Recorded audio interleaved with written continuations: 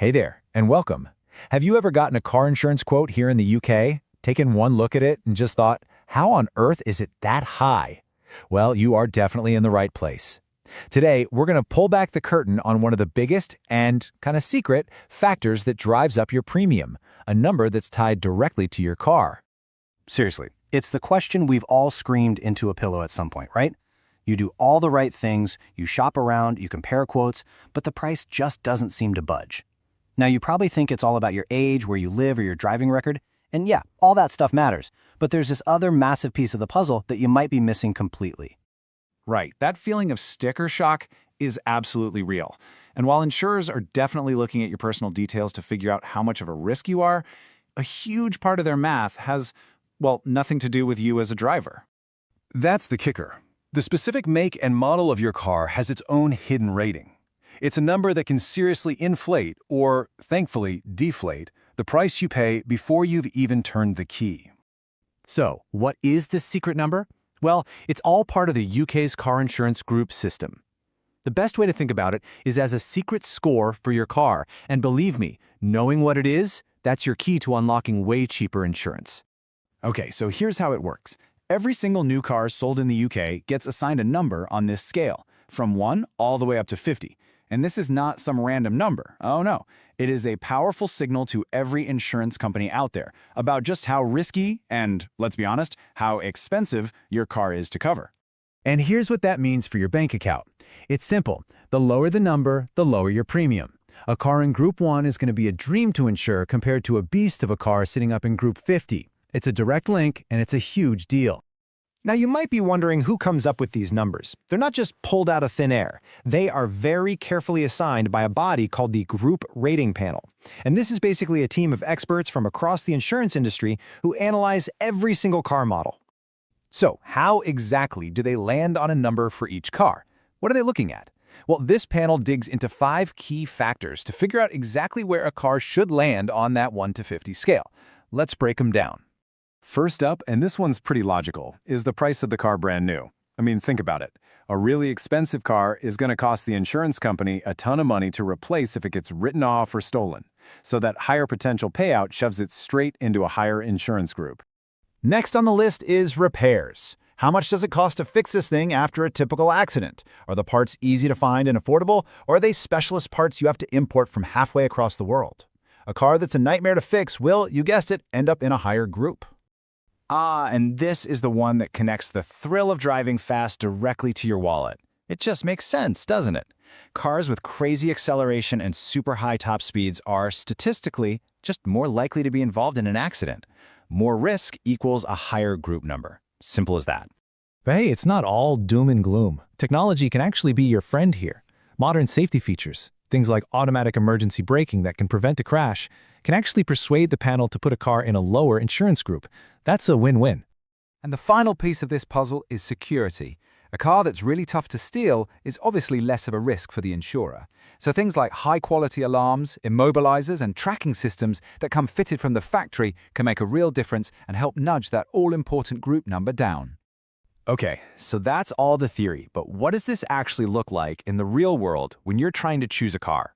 Let's put some examples side by side, and you'll see just how massive the difference is. You can really see the story laid out here, can't you? Down in the low groups, 1 through 10, you've got your classic city cars, your Kia Picantos, your Citroën C1s. They're cheap and cheerful to insure. Then in the middle, you get the popular family cars, the Nissan Qashqais of the world. And then, way up at the top, you've got your Porsches and high-performance Beamers, and that's where you see those truly eye-watering premiums. Okay, so this is the most important part. Now that you know this secret, how do you actually use this information to your advantage? This is where you can get really strategic and save yourself a whole lot of money before you even buy a car. So here it is, your 5-step playbook. Step 1, before you do anything else, research the insurance group of any car you're interested in. 2, go for smaller engines over the big, powerful ones. 3, if saving money is the goal, just steer clear of those high-performance models. 4, look for cars with great safety ratings. And 5, consider popular models, because their parts are usually cheaper and easier to find. And listen, if you take only one thing away from this, make it this. The price you pay for the car is just the start of the story. A so-called bargain on the forecourt can turn into a total financial nightmare if its secret insurance group number is sitting up in the 40s. So, the power is now in your hands. You're not just looking at the color, the mileage, or the badge anymore. Now you can look at a car's secret number, its insurance group, and make a decision that's truly informed. So the real question is, how is this going to change the way you choose your next car? Okay, if you're a driver here in the UK, you know the feeling, right? That annual car insurance bill lands on the doormat, and it's just one of the biggest expenses you'll face all year. But what if the single most important decision you make about that cost happens before you even think about getting a quote? Well, let's dive in. Seriously, we all ask this question. You've got fuel, tax, maintenance, motoring costs a small fortune. But for most of us, it's that insurance premium that really hits the hardest. It can feel so complicated and, honestly, completely out of your control.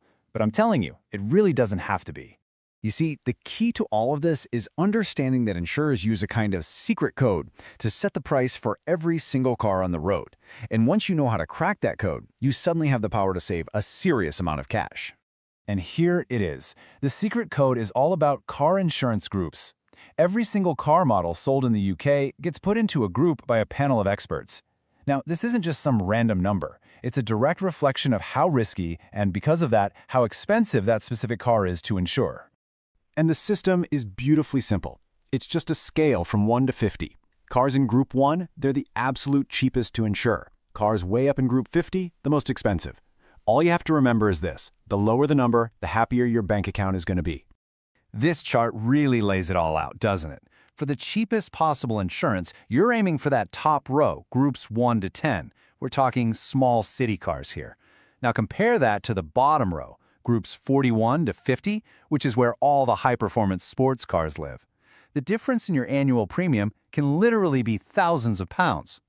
So, how does a car get into one of those super desirable low groups? Well, first up is the car's price tag. For an insurer, the logic is dead simple. If the car is cheaper for them to replace after it's been written off, the potential payout is lower, which means your premium is lower too. Next up, repair costs. You know, cars with simple engineering and parts that are easy to get hold of are an insurer's dream. No fancy electronics or specialized bits and pieces means smaller repair bills for them, which, you guessed it, translates directly into lower insurance costs for you. Ah, this one's a biggie: performance. A car with a massive engine and a crazy high top speed is just seen as a much higher accident risk, statistically speaking. It's exactly why cars with smaller, more sensible engines almost always land in those cheaper, much more affordable insurance groups. And here's where the car makers can actually help you out.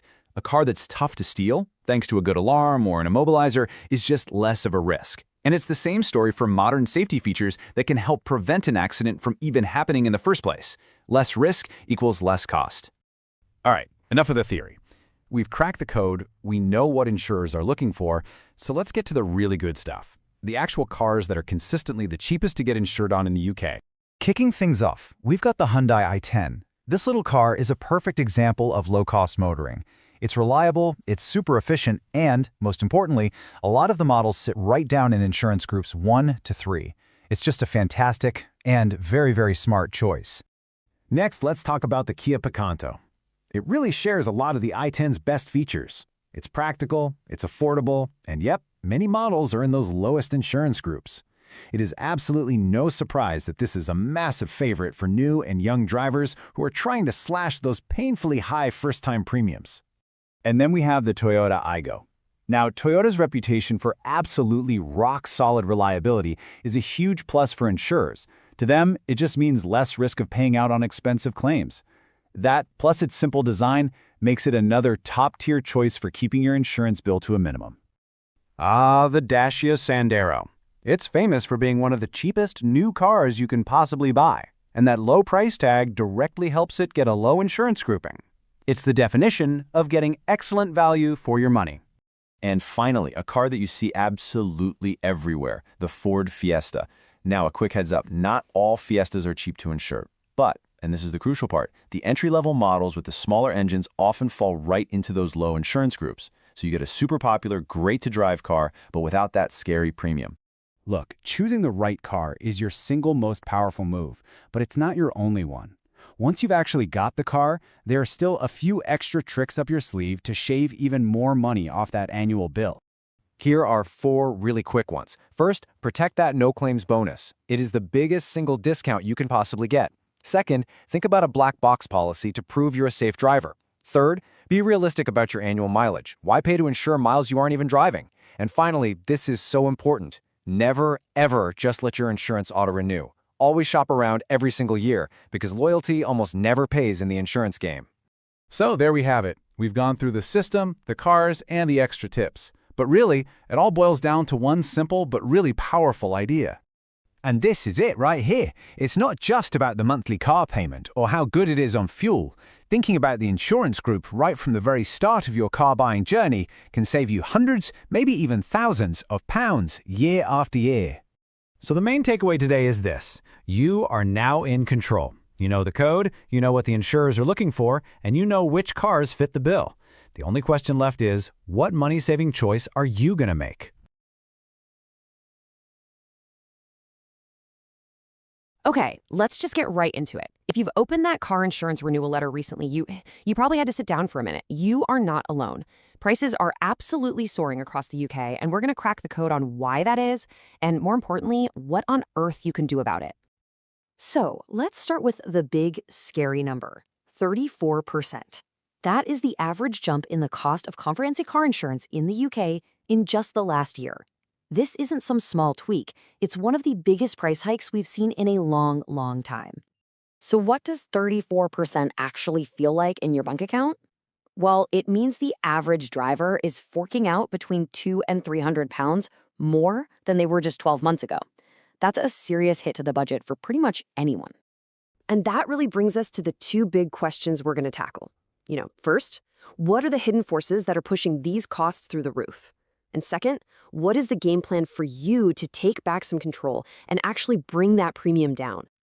Okay, let's put on our detective hats for a minute, because to figure out how to lower the cost, we first have to find the culprits behind this price surge. And spoiler alert, it's not just one thing, it's more like a perfect storm of a few different factors. Right. Culprit number 1 is something that's hitting pretty much everything right now, inflation. The actual cost to fix a car after a bump has just skyrocketed. We're talking about the price of parts, the paint, even what the garage charges you per hour. And what's really telling is when you break it down like this. I mean, look at that chart. It's not just one thing going up. You can see the huge jump for car parts, thanks to global supply chain chaos. And then you see a similar story for garage labor. Every single piece of a repair job costs the insurer more. And guess what? They pass that cost directly on to us in our premiums. Now, our second culprit, it's a bit ironic, really. The amazing technology that makes our cars so much safer is also making them incredibly, eye-wateringly expensive to fix. I'm talking about all those complex cameras and sensors that are pretty much standard now. And this is just the perfect example. It's all about something called ADAS. That's the brains behind things like your automatic emergency braking. But here's the catch. What used to be a simple, cheap fix, like a cracked windshield, is now a massive job. You have to recalibrate all the cameras and sensors mounted on it. And as you can see, that can easily turn into a bill for over £1,000. It's crazy. So when you pay your premium, where does that money actually go? A lot of us think it's just lining the insurer's pockets, but this chart tells a very different story. For every single pound you pay, a massive 65 pence goes straight out the door to cover the cost of clams and those super expensive repairs we just talked about. The insurer's actual profit? It's only about 5 pence in the pound. So the key thing to realize is that rising repair costs are what's really driving your premium up.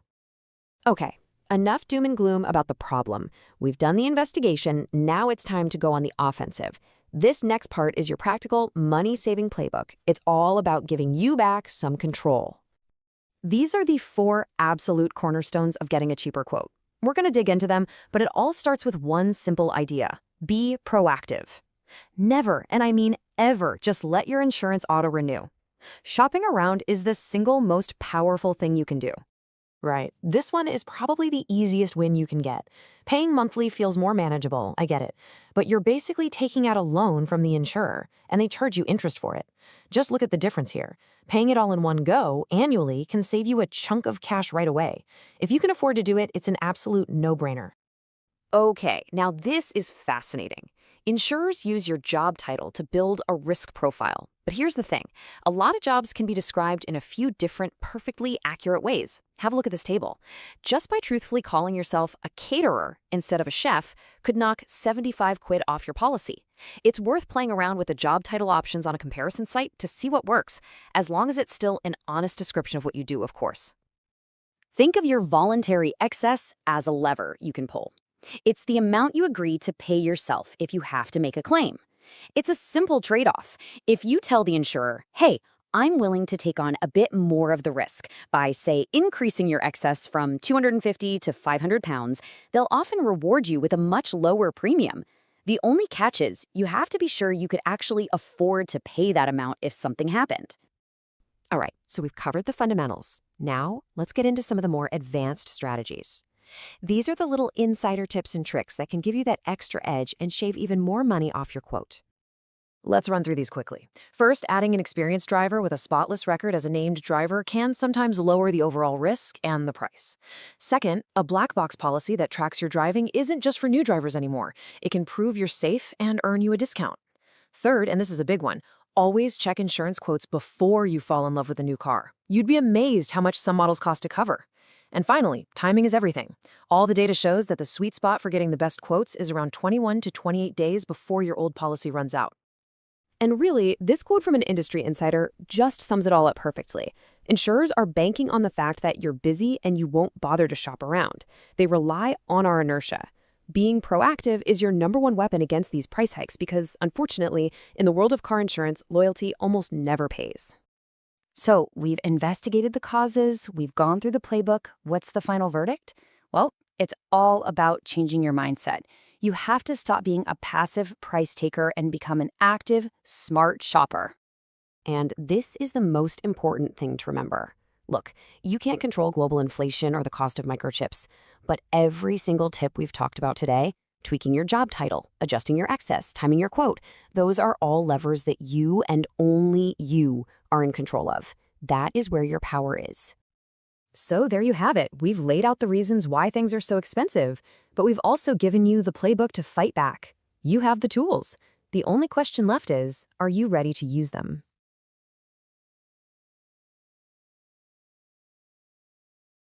Are you looking for ways to save money on car insurance in 2025? You're not alone. Car insurance can be a significant expense, but with diligent planning and smart choices, you can find ways to reduce your premiums.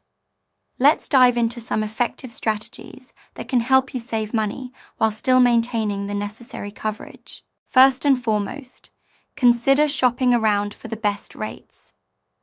Insurance companies often offer different premiums based on your profile, so comparing quotes from multiple providers is essential. Take advantage of online comparison tools, which can save you time and help you identify potential savings. Sometimes, a small change in your coverage or switching to a different insurer can lead to dramatic price differences. Don't hesitate to reach out to an insurance broker who could help you navigate the options available to you. Another beneficial strategy is to take advantage of discounts. Insurance companies offer various discounts that can significantly lower your premium.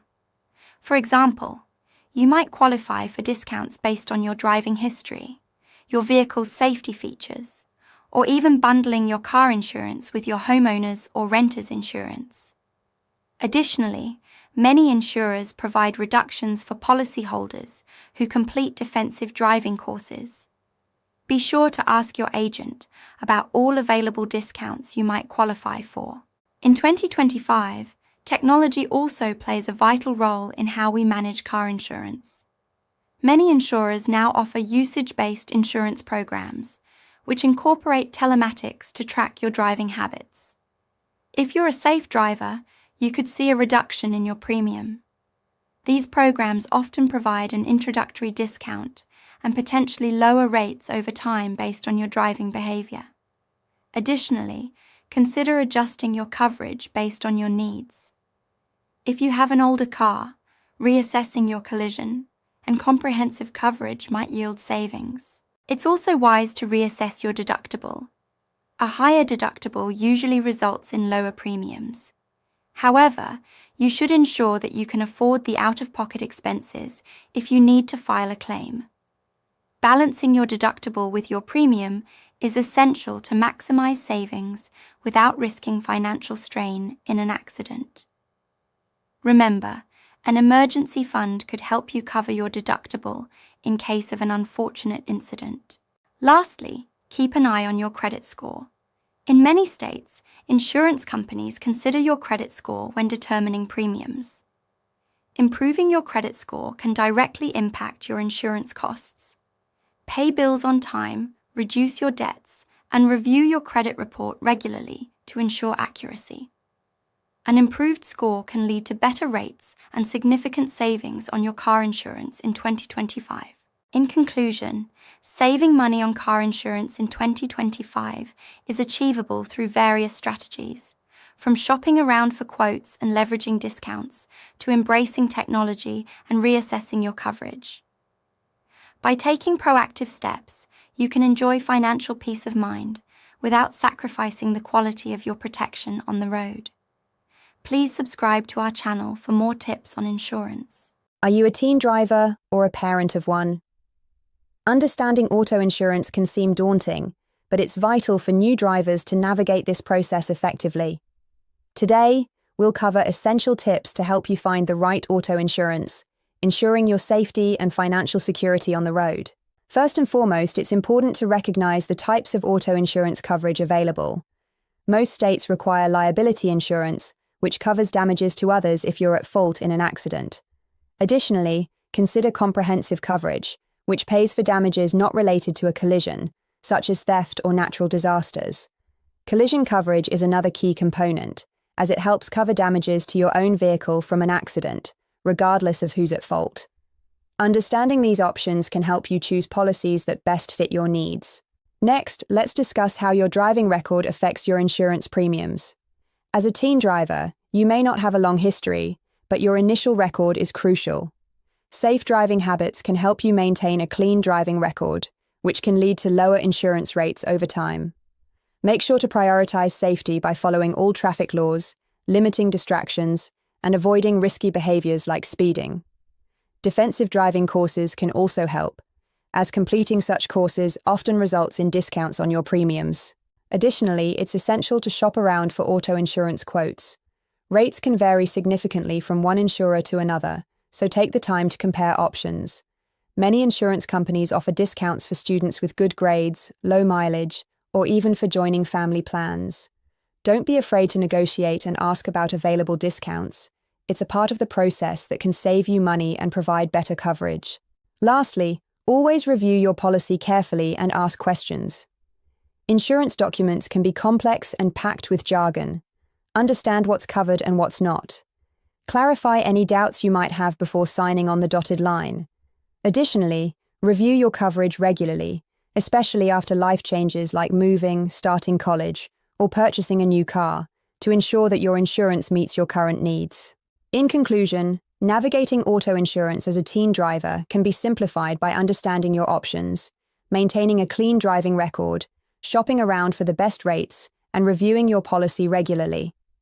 By taking these steps, you can ensure that you're better prepared, more informed, and ultimately safer on the road. Happy driving. Please subscribe to our channel for more videos. Insurance for teens in the UK is a crucial aspect of financial planning as they begin to take on more responsibilities in their lives. As young individuals transition from childhood to adulthood, they often require various forms of insurance to protect themselves and their assets. This may include car insurance, health insurance, and even contents insurance for their personal belongings. Understanding these options is essential for making informed decisions and ensuring financial security. One of the most common types of insurance for teens in the UK is car insurance. If a teen is planning to drive, they are required by law to have at least third-party insurance, which covers damage to other vehicles and injuries to other people in the event of an accident. However, due to their inexperience, teens are often seen as higher-risk drivers, leading to higher premiums.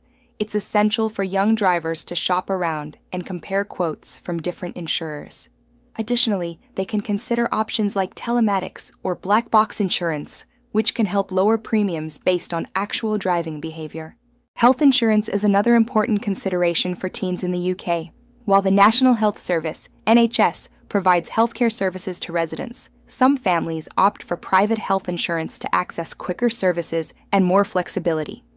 This type of insurance can cover an array of medical expenses, including doctor visits, hospital stays, and specialist consultations. Understanding the specific benefits of a health insurance plan can help teens and their families make better choices regarding their health care. Contents insurance is particularly relevant for teens living away from home, such as those attending university. This insurance protects personal belongings against risks like theft, fire, or water damage. For students, this can cover everything from laptops and phones to clothing and furniture. Many insurers offer tailored student policies that provide valuable protection at a reasonable price, so it's worth researching these options before making a decision. In conclusion, insurance for teens in the UK is a vital aspect of navigating the early stages of adulthood. Whether it's car insurance, health insurance, or contents insurance, understanding each type of coverage can empower teens to make informed choices that protect their financial futures. By actively seeking out the best options available, they can not only save money, but also gain peace of mind as they embrace new responsibilities and experiences. Comprehensive car insurance is a type of auto insurance coverage that helps protect you against a wide range of non-collision related damages. Unlike liability insurance, which covers damages to others in an accident you cause, comprehensive coverage kicks in for incidents that are often beyond your control. This may include theft, vandalism, natural disasters, falling objects, and even animal collisions. Understanding the scope of comprehensive car insurance is crucial for every vehicle owner. One of the key features of comprehensive car insurance is its broad protective scope. It generally covers damages caused by events such as fire, flooding, hail, and earthquakes. For example, if a severe storm knocks a tree onto your car, comprehensive insurance would help cover the repair costs. Additionally, if your car is stolen, your comprehensive policy can reimburse you for its actual cash value, helping you to get back on the road without incurring significant financial loss. While comprehensive car insurance offers extensive coverage, it is important to note that it does not cover damages caused by collisions with other vehicles or objects. For those incidents, you would need collision coverage. Many drivers opt to carry both comprehensive and collision insurance to ensure they are fully protected in various situations. Depending on your particular needs and the value of your vehicle, combining these two types of coverage can provide peace of mind. Another consideration when looking at comprehensive car insurance is the deductible, which is the amount you agree to pay out of pocket before your insurance coverage kicks in. Typically, higher deductibles result in lower premiums, while lower deductibles mean higher premiums. It is essential to choose a deductible that fits your financial situation, ensuring you're not left vulnerable in the event of a loss. In conclusion, comprehensive car insurance is an essential option for car owners seeking protection from a wide array of potential damages that are not related to driving.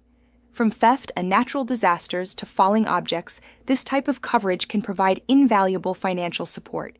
Ensuring you understand the distinctions between comprehensive and collision insurance, as well as choosing the appropriate deductible, will help you make informed decisions about your auto insurance coverage and keep you secure on the road. Please subscribe to our channel for more videos. Cheapest car insurance in the UK. 5 tips to save money. Hey everyone, and welcome back. If you're a driver in the UK, you know how costly car insurance can be. But don't worry, today I'm sharing 5 practical tips to help you find the cheapest car insurance possible. Let's dive in. 1. Increase your voluntary excess. First up, consider increasing your voluntary excess, the amount you agree to pay if you make a claim. A higher excess often leads to lower premiums, making your insurance more affordable. 2. Compare multiple quotes. Never settle for the first quote you find. Use comparison websites and check directly with insurers to secure the best deal. Shopping around can save you hundreds of pounds. 3. Improve your car's security. Enhancing your car's security can lower your insurance costs. Installing a dash cam, alarm, or immobilizer makes your vehicle safer and less attractive to thieves, which insurers reward with lower premiums. Consnar 4. Consider telematics policies. Telematics, or black box policies, monitor your driving habits. If you're a safe driver, you could benefit from significantly reduced premiums. 5. Pay annually. If possible, pay for your insurance annually instead of monthly. Monthly payments often include interest or extra fees, so a one-time payment can save you money in the long run. Final thoughts. And there you have it. 5 easy ways to cut your car insurance costs in the UK. If you found this helpful, please like and subscribe for more money-saving tips. Let me know in the comments. Good morning, after evening, everyone. Car insurance is not just a legal requirement in most countries. It's a vital financial safety net for drivers. At its core, car insurance protects you, your vehicle, and others on the road from unexpected costs that can arise from accidents, theft, or damages. Let's break it down. There are typically 3 main types of car insurance: third-party fire and theft, and comprehensive coverage. Third-party insurance is the minimum requirement in many places, covering damage you cause to others, but not your own vehicle. Third-party fire and theft adds coverage for your car in the event of theft or fire. Comprehensive insurance, the most extensive, protects against damages to your car, regardless of fault, as well as external risks like vandalism or extreme weather. Car insurance premiums vary based on factors such as your driving history, the type of vehicle you own, your age, and even your location. Safe drivers with a clean record often benefit from lower rates, while younger or inexperienced drivers might face higher costs. Importantly, car insurance is about more than just compliance.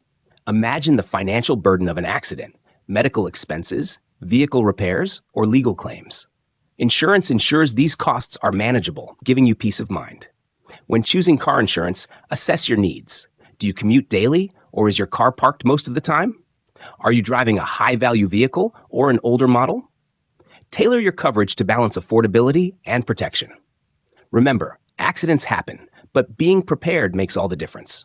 Car insurance isn't just a policy, it's your shield on the road. Drive safely and stay insured. Let's discuss car insurance quotes and why they're essential in choosing the right policy. A car insurance quote is an estimate of how much you'll pay for coverage based on specific details about you and your vehicle. It's the first step toward finding a policy that fits your needs and budget. Car insurance companies calculate quotes using various factors.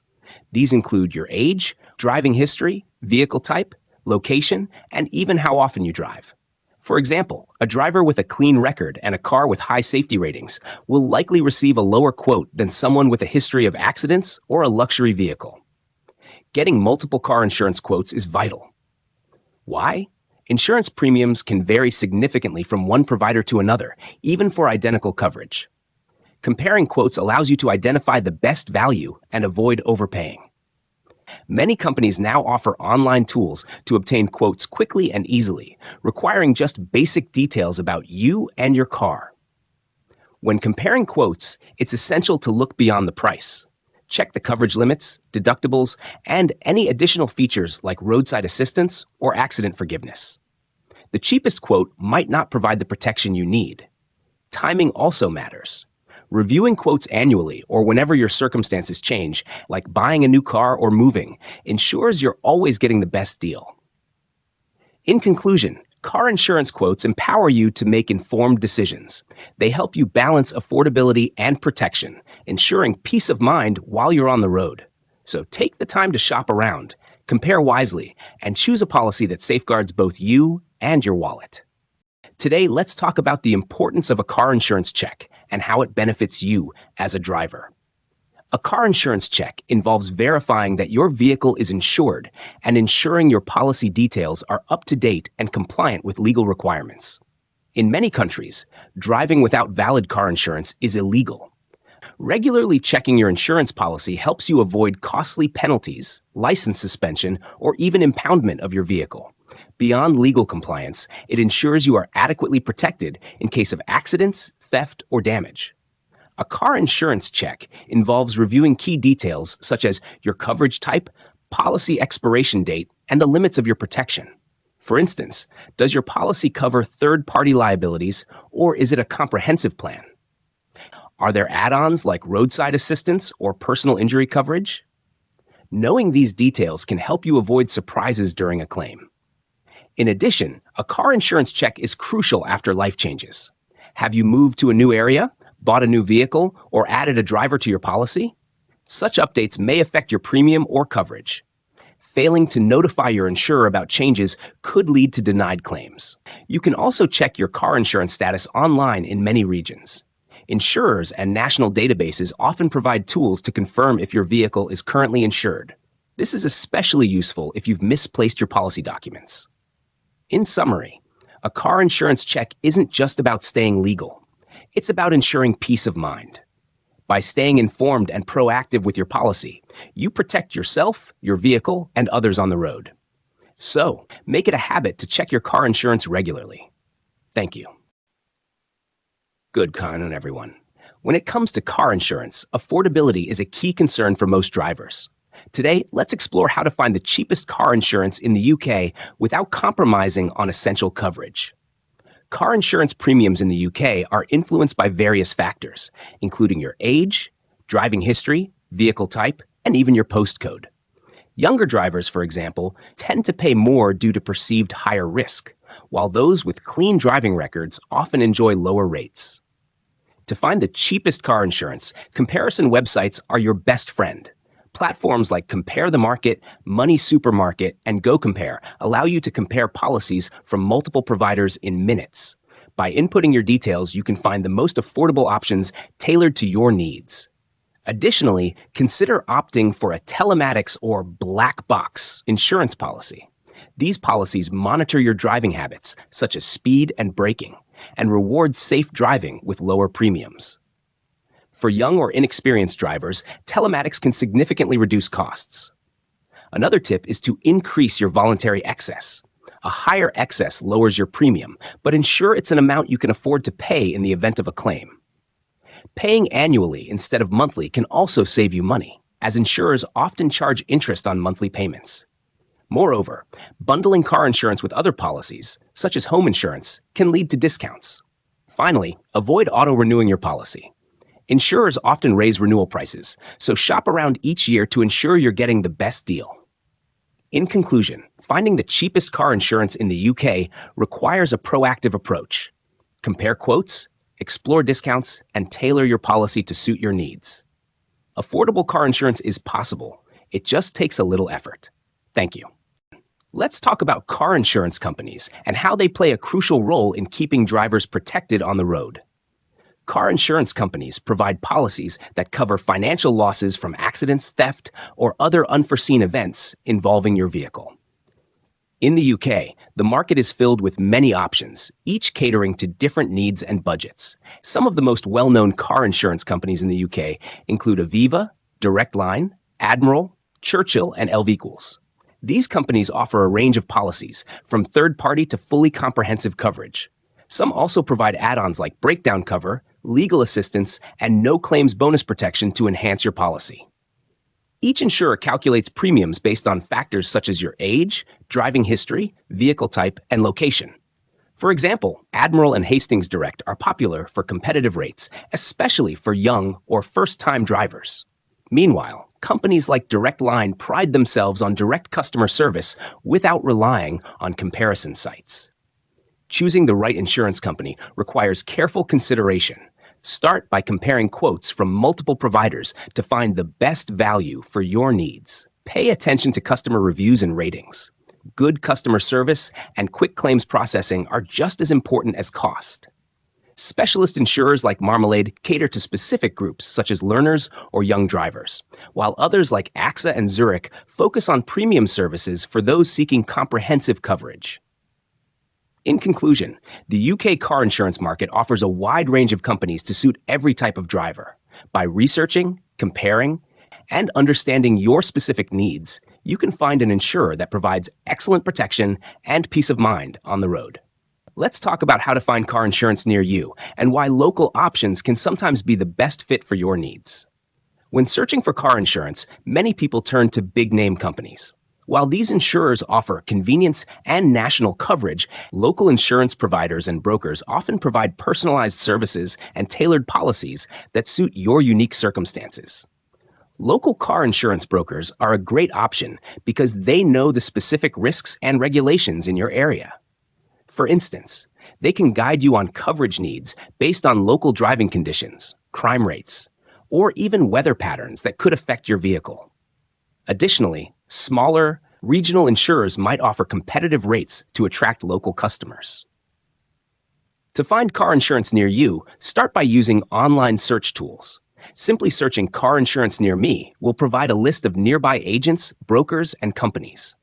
Websites like Google Maps or Yelp can help you locate offices in your area, complete with customer reviews and ratings. If you prefer face-to-face service, visiting a local broker is a smart choice.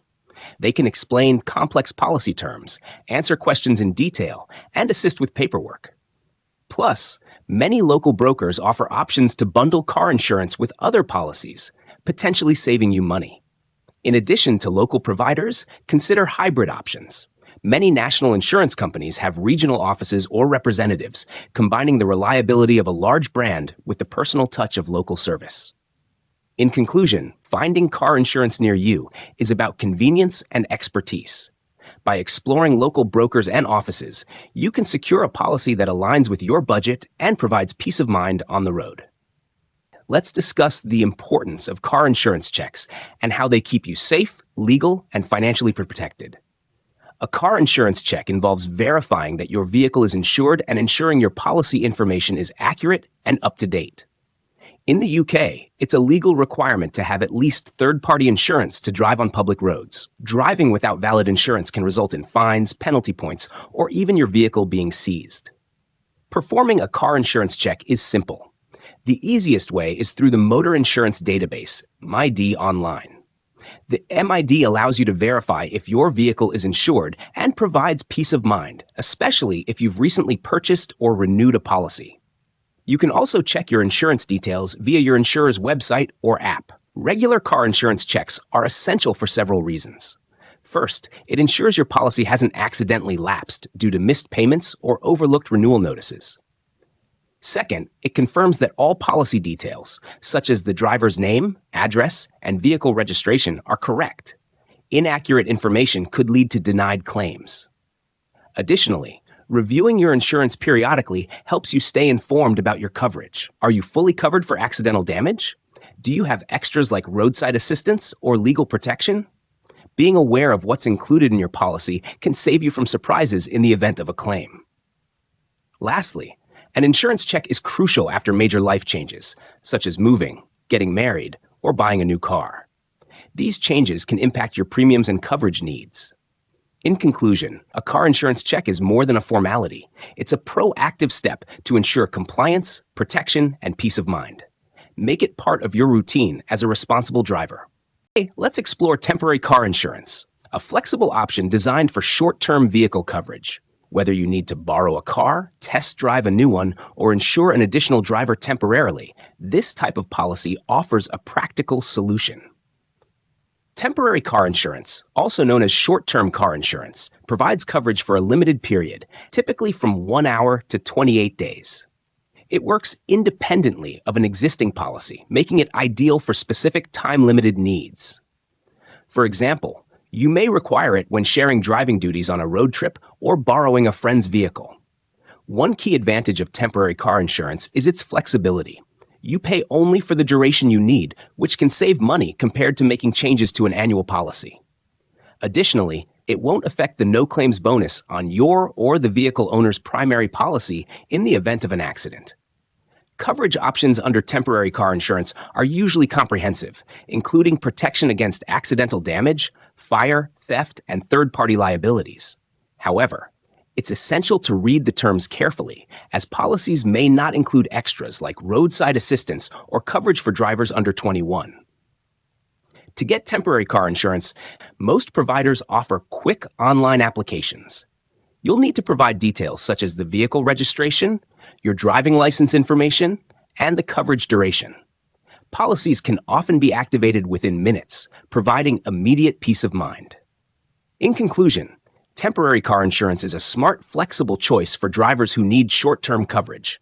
It's convenient, cost-effective, and ensures you stay legally protected, even for brief periods. Whether you're borrowing a car or driving a newly purchased one home, temporary insurance has you covered. All right, so car insurance. It can be a real pain, right? Oh, tell me about it. Especially for new drivers. Yeah. Some are paying over 6,900 pounds just to get on the road.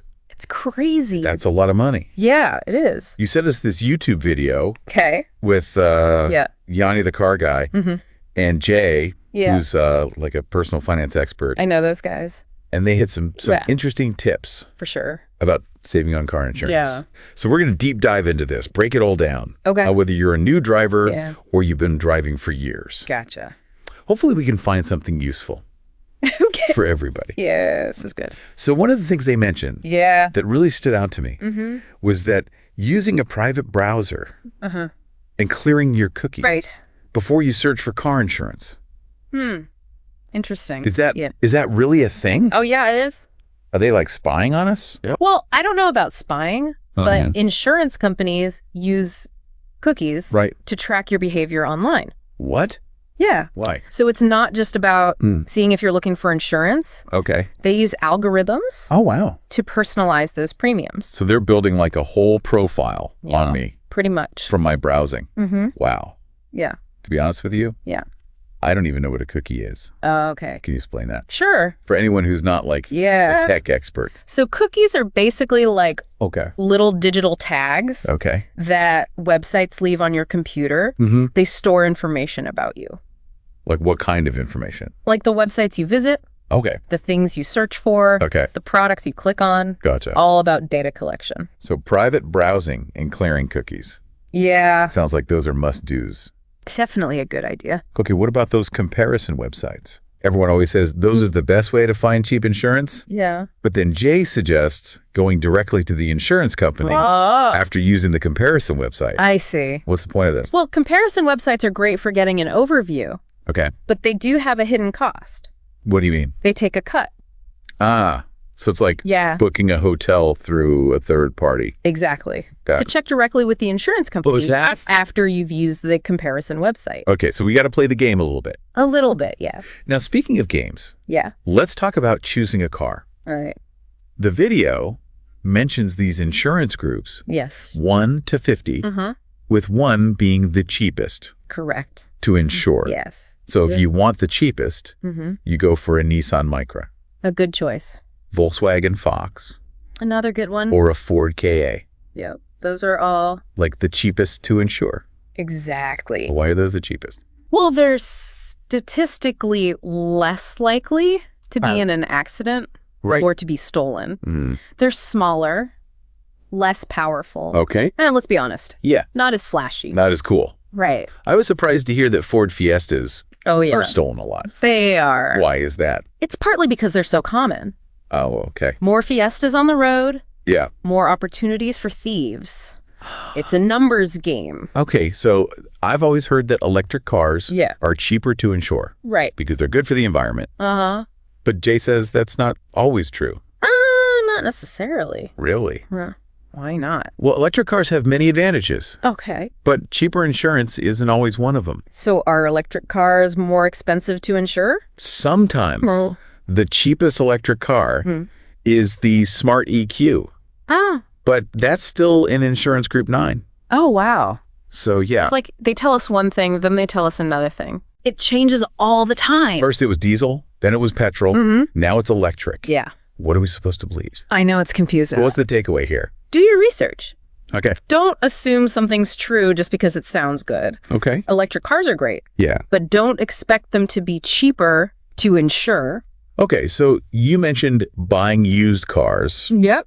And checking the car's history, especially if it's been in an accident. Right. You mentioned these Cat C and Cat D cars. Yeah. What are those? Yeah, okay. So if a car's been damaged and written off by an insurance company, it can be repaired and put back on the road as a Cat C or Cat D. Depending on the severity of the damage. Okay. But here's the thing. Yeah. Those repairs might not be up to the same standard as the manufacturer. Right.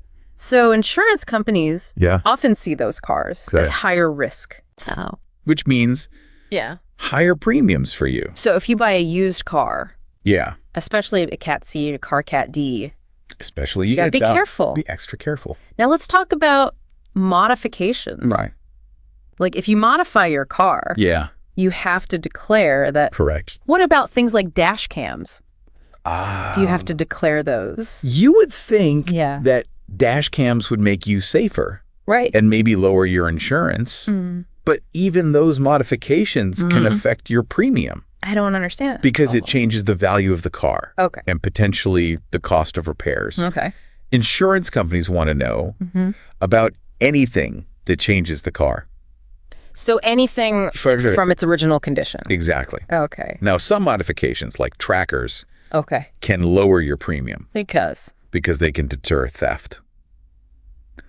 That makes sense. But it's always best to be upfront with your insurer about any changes. Yeah. Okay, so they said that sometimes it's better to park on the road than in your driveway.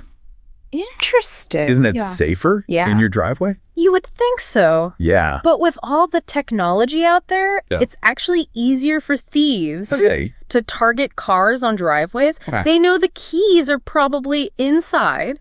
And they can use devices to amplify the signal from your key fob. So they can just get in? Yep. And steal it in seconds. I had no idea. Scary stuff. So they also talked about adding named drivers to your policy. Yeah. I know a lot of young drivers do this, like adding a parent to get a lower premium. Is that a good idea? It can be. Okay. But you have to be honest about who the main driver is. Okay. I know some young drivers try to get around high premiums by adding a parent as the main driver. Even if they're the one. Even if they're the one driving the car most of the time. Exactly. That's called fronting. Fronting. Yeah. Okay. It's illegal. Oh, wow. And it could void your insurance. Yikes. So be honest. Yeah, honesty is definitely the best policy. It is. Okay, so let's talk about excess. Sure. How does excess work? So excess is the amount you agree to pay towards a claim before your insurance kicks in. Okay. The higher your excess, the lower your premium. Yeah. And vice versa. So if I have a high excess and I make a small claim, I could end up paying for the whole thing. Potentially, yes. Oh. That's why it's important to find the right balance. Now, Jay mentioned this tactic where you set a high excess to get a lower premium. Yep. And then you get separate excess protection insurance yes. to cover the high excess. Exactly. If you make a claim. That's a good strategy. Yeah. But not all companies offer excess protection. Got it. So do your research. Okay, and finally, let's talk about paying monthly versus paying up front. The age-old question. I know everyone loves to pay monthly. It's tempting. But is it really the best? Well, financially. It's tempting, but it can be expensive because of interest charges. So you're saying paying up front is cheaper. In the long run, yes. But what if I don't have all the cash up front? Jay suggested using a 0% interest credit card if your insurance company allows it. Okay. So you get the benefit of the upfront discount and you can pay off the credit card gradually. Without any interest. Exactly. That's a good tip. It is. Assuming you have a 0% interest credit card. And you can manage the repayments. So this brings up a good point about emergency funds. Absolutely. You never know when you're going to need car insurance and you don't want to be caught. No, definitely. I learned that the hard way. Oh, no. I needed insurance like immediately. Yeah. And I ended up paying way more than I should have. Ouch. So don't be like me. Good advice. Start early. Yeah. Don't wait till the last minute. TheMoneySavingExpert.com, founded by Martin Lewis, recommends starting your search 3 to 4 weeks before you need the policy. That's a long time. It is. So don't procrastinate. Nope. Insurance companies love it.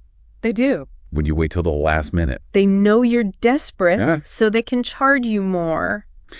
Okay, so let's talk about the dreaded black box. Right. I know a lot of young drivers have these in their cars. What are your thoughts on those? Okay, so black boxes or telematics devices are little devices that monitor your driving. What do they monitor? Speed, mileage, braking, acceleration. Wow. Even the time of day you drive. Really? Yeah. So they know everything. Pretty much. What the idea is, if you're a safe driver, you'll get rewarded with lower premiums. But if you're a risky driver, you might have to pay more. So wait. Yeah. You said earlier it's safer to park on a busy street than in my driveway.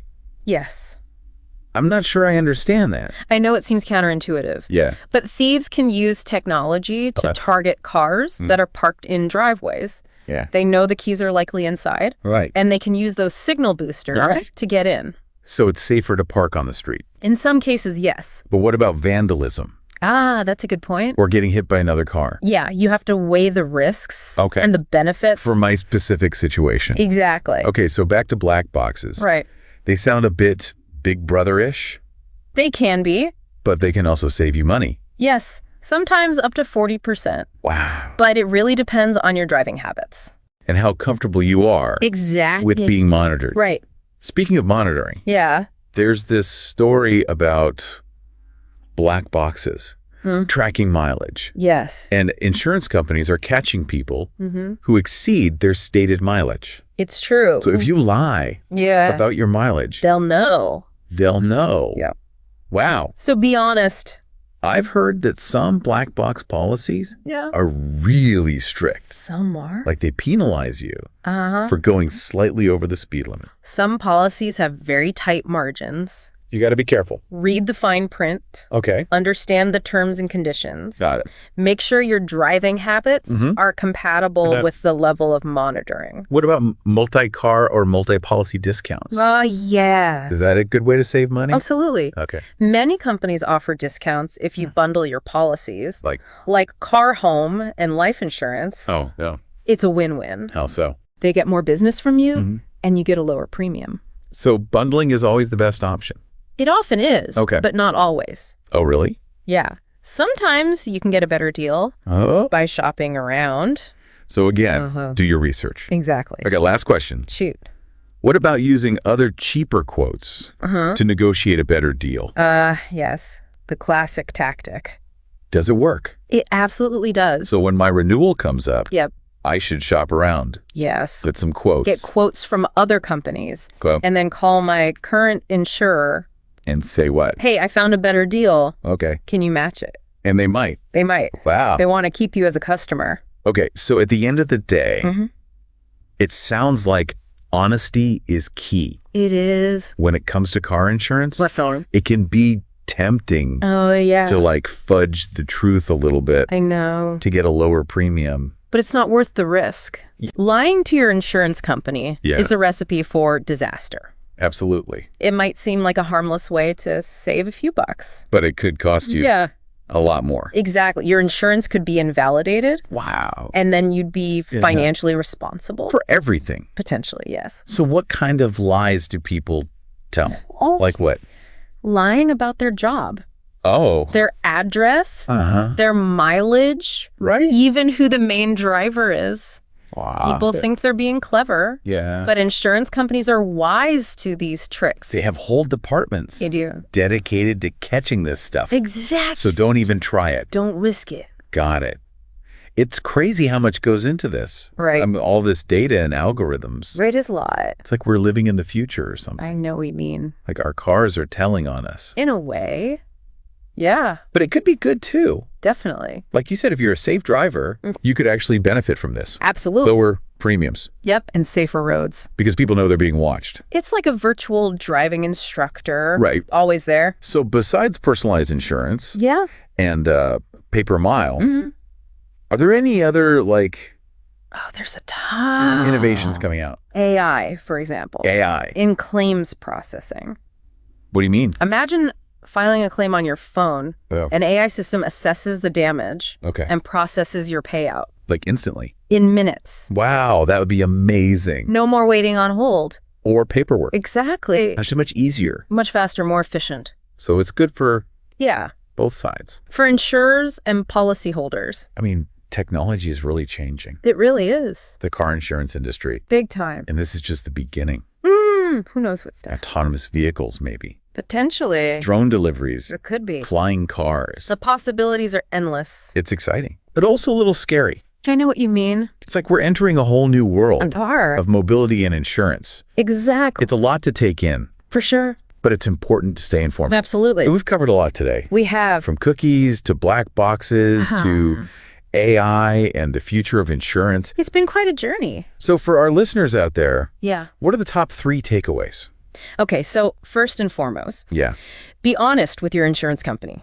Okay. Don't risk your coverage for a cheaper premium. Honesty is the best policy. It really is. Number 2. Shop around, compare quotes. From different companies. From comparison websites and insurance companies directly. Got it. Don't settle for the first offer. Okay, so play the field. Play the field. And last but not least, read the fine print. Your policy. Okay. Especially if it's a black box policy. Makes sense. Make sure you're comfortable with the level of monitoring and the potential consequences violating the terms. Knowledge is power. Absolutely. When it comes to car insurance. The more you know, the better decisions you'll make. Great advice.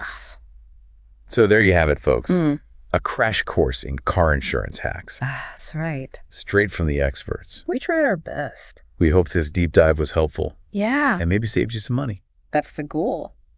All right, so to wrap things up, the world of car insurance is always changing. Always evolving. So stay informed, stay curious. And don't be afraid to ask questions. Yes, great advice. Thanks. So to all our listeners, stay safe, stay informed. And save some money. We'll catch you on the next deep dive. See you then. I gotta say, all this talk about data and algorithms and stuff, it's a little overwhelming. It's a lot to process. Yeah, it's like we're living in a sci-fi movie. I know what you mean. Where our cars are spying on us. Yeah. But I guess it could be good too. It could. If you're a safe driver, absolutely, you could actually benefit. Lower premiums. Safer roads. Yep. It's like having a virtual driving instructor. That's a good way to put it. Always watching. Always there. So you mentioned AI. Yeah. What other innovations are coming out? Oh man, there's so much happening. Like what? AI in claims processing, for example. Okay, what's that? Imagine filing a claim on your phone and an AI system assesses the damage and processes your payout. Like instantly? In minutes. Wow. No more paperwork. No more waiting on hold. Exactly. So much easier. So much faster, more efficient. Good for both sides. Definitely a win-win. I mean, technology is really transforming this industry. It's amazing to see. What's next? Who knows? Autonomous vehicles, maybe? Maybe. Drone deliveries? Possibly. Flying cars? It's all on the table. It's exciting. It is. But also a little scary. Yeah. It's a lot to think about. We're on the cusp of something big. A whole new era. It's a lot to take in. For sure. So we've covered a lot today. We have. From cookies to black boxes to AI. The whirlwind tour. It's been a wild ride. It has. But I think the biggest takeaway is that knowledge is power. Absolutely. When it comes to car insurance. The more you know, the better decisions you'll make. So stay informed, stay curious. And stay safe out there. Great advice. Thank you so much. My pleasure. For joining us today. Anytime. And to our listeners. Yeah. We hope you found this deep dive helpful and informative. We'll see you next time. For another deep dive into a topic that matters to you. Please subscribe to our channel for more videos. All right, new drivers. Let's talk car insurance. Oh, yeah. I know. Not the most fun. Not exactly a party topic. Right. But really, this is a deep dive you don't want to miss. Absolutely. We're going to figure out car insurance and, more importantly, how to save some cash on it. Yeah, save you some money. We've got a great article here from My Insurance Advice UK. Oh, cool. It's a website all about UK insurance. Right. And we're going to deep dive into this and help you find the best deal possible. Love it. So before we get into the actual tips for saving money, okay, let's talk about why car insurance is so expensive when you're a new driver. Yeah. Why is it so much? I remember when I first started looking for insurance, I was just like, what is going on? Why is it so expensive? Well, insurance companies are all about risk. Okay. And they're looking at how likely you are to make a claim. Yeah. And new drivers just don't have the data. Right. They're sort of unknowns, so they get put in the high risk category. But why is that? I mean, just think about it. When you're learning anything new, you're bound to make mistakes. Yeah. Driving is the same way. New drivers just haven't had the time behind the wheel to build up their experience. So more experience equals less risk to the insurance company? Basically, yeah. But is there more to it than just experience? For sure. Like, what else is there? Well, there's also the problem of no claims history. Okay.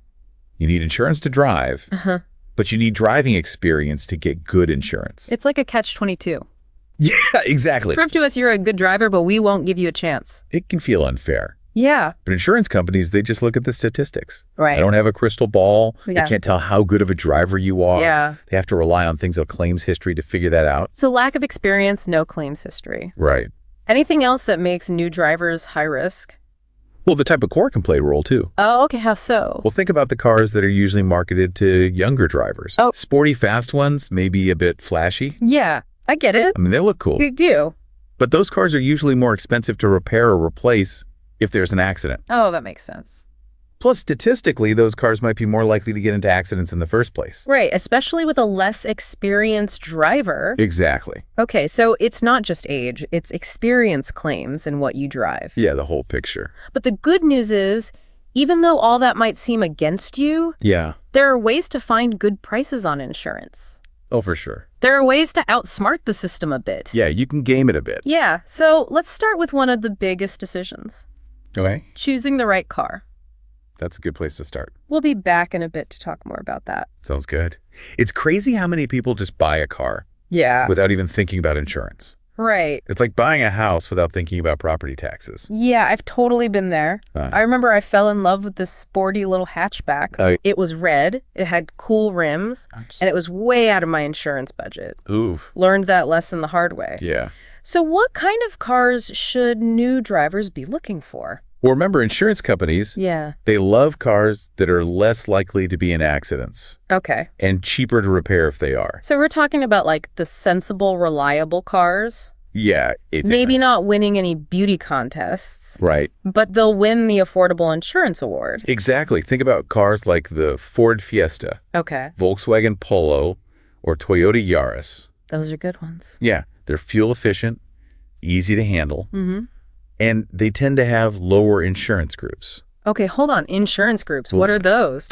So in the UK, Okay. cars are put into these insurance groups. Mhm. It's based on a bunch of things, Yeah. like the car's value, Okay. safety features, cost of parts, Mm-hmm. even how likely it is to be stolen. Wow.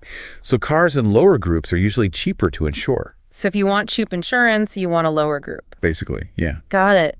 But how do you know what group a car is in? Good question. Do you have to be like a car expert? No. Okay. There are these online tools called insurance group checkers. Oh, cool. You just type in the make and model of the car. Okay. And it tells you the group. That's amazing. Super helpful. So you can compare insurance costs before you even go to a dealership. Exactly. I wish I knew about that when I was a new driver. Yeah, the game changer. Okay, so we've got our sensible, reliable car picked out. All right. What are some other good strategies to lower insurance costs? Well, adding a named driver to your policy can sometimes help. How does that work? So let's say you live with your parents or an older sibling, Okay. and they have a good driving record. Right. You can add them to your policy as a named driver, Mm. and it can sometimes lower your premium. So it's like the insurance company sees this experienced driver Right. and they think, okay, maybe this new driver is less risky, Exactly. but there's got to be a catch, right? There is. What is it? It has to be a legitimate named driver. Okay. And we need to talk about something called fronting. Oh, yeah. Fronting is bad news. Really bad. It's when someone, usually an older driver, pretends to be the main driver, Right. even though a younger driver is the one actually using the car. Most of the time, yeah. People do this thinking they're saving money, Yeah, thinking they're being clever. but it's actually illegal. Yeah. And super risky. So if you get into an accident and they find out you were fronting, your policy could be void. You'd be in big trouble. Yeah, and you have to pay for everything yourself. Huge fines, too. So not worth it. Definitely not. Honesty is the best policy when it comes to insurance. Always. Okay, so we've covered choosing the right car Right. and being honest about who's driving. Mm. What about some of the more techie options? Oh, yeah. Like black box policies? Are those good for new drivers? They can be a great option, Okay. especially for drivers who are confident in their skills. A black box is basically like having a little driving coach in your car. So it's like Big Brother is watching you? Yeah, but in a good way. Okay. They install a little device in your car, Uh-huh. and it tracks things like your speed, your braking, Okay. cornering, even what times of day you're driving. So is there a downside to that? Well, that's the thing. What is it? If you're not the best driver, Yeah. if you speed or brake too hard, Mm-hmm. it could actually make your insurance go up. Oh, wow. So black boxes are really best for drivers who are already pretty cautious. So you got to be self-aware and honest about your driving. Yeah, for sure. If you have a lead foot, maybe stay away from the black box. Good advice. But if you're a good driver and you want to maybe lower your premium, it could be a good option. Could be. Now let's talk about something that's not as exciting as a black box. All right. But it's just as important. Okay, what's that? How you pay for your insurance. Oh, yeah, that's a good one. This can actually make a big difference. It can. A lot of people choose to pay monthly because it feels more manageable. Right. But did you know that you might actually be paying more in the long run? You could be, yeah. Really? How does that work? Well, when you pay monthly, you're essentially taking out a loan from the insurance company. Oh, yeah. And loans come with interest. Right. So even though it feels like you're spreading out the cost, you're actually adding to the total amount you pay over the year. Okay, so even though it might be tough to pay a bigger amount up front, paying annually can save you money. It's like a reward for being financially responsible. Yeah, I like that. It's all about looking at the big picture and making smart financial decisions. Love it. Okay, I'm feeling more financially savvy already. Let's keep this going with another tip. All right, what's next? Increasing your voluntary excess. Oh, yeah, that's a good one. This one sounds a bit intimidating. It can be a bit. But I know it can save you money. It can, for sure. So can you break it down for us? Okay, so your voluntary excess. Yeah. It's the amount you agree to pay if you make a claim. So let's say you have an accident. Right. And the repairs cost £1,000. All right. If your excess is £250, you pay that and the insurance company pays the rest. Got it. So how does increasing your excess save you money on your premium? Okay, so think of it this way. Right.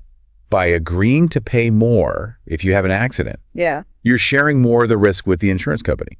Okay. And because they're taking on less risk, they might lower your premium. It's like saying, hey, I'm a responsible driver, and I'm willing to put my money where my mouth is. Exactly. But there's got to be a catch. Well, yeah. What if you can't afford to pay a high excess if something happens? That's the key. You need to find a balance. Okay. Don't pick a super high excess just to get the lowest premium. Right. Make sure it's something you can actually afford. Great advice. It's all about weighing the savings against the risk. For sure. Okay. We've covered a lot of ground already. We have. But we've still got some great tips left. Oh, yeah. We'll be back in a bit with part 3. Can't wait. Welcome back to our deep dive on cheap car insurance for new drivers. Yeah, we're going to finish strong. Let's talk about something that might seem obvious. Okay. How much you drive. Oh, yeah, that's a big one. The more you drive, the more you pay. Makes sense, right? Yeah, the more time on the road, the more chances of an accident, at least statistically. Right. So if you're a new driver and you don't plan on driving a ton, make sure you tell the insurance company that. Don't inflate your estimated mileage just to get a lower price. Oh, don't do that.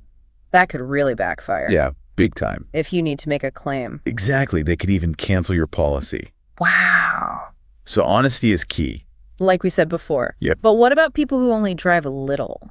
Oh, yeah, good point. Like just for errands or weekend trips? There's this cool option called pay-per-mile insurance. Oh, I've heard of that. You only pay for the miles you drive. That sounds perfect for me. Yeah, it's great for infrequent drivers. Okay, let's switch gears a bit. Okay. Talk about something you can do to boost your driving skills. Right. The Pass Plus course. Oh, yeah. That's a good one. I've heard of it, but not sure what it is. It's a training course. Okay. For new drivers who want to level up their skills. Oh, cool. It covers things like motorway driving, night driving, driving in bad weather. Wow. Even how to be a more eco-friendly driver. So it's like driving boot camp? Basically, yeah, you'll be a safer, more confident driver. And do insurance companies like that?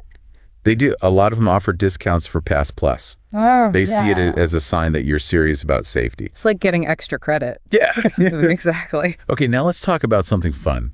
All right. Car modifications. Oh, yeah. Everyone wants to trick out their car. Yeah. But is that a good idea for insurance?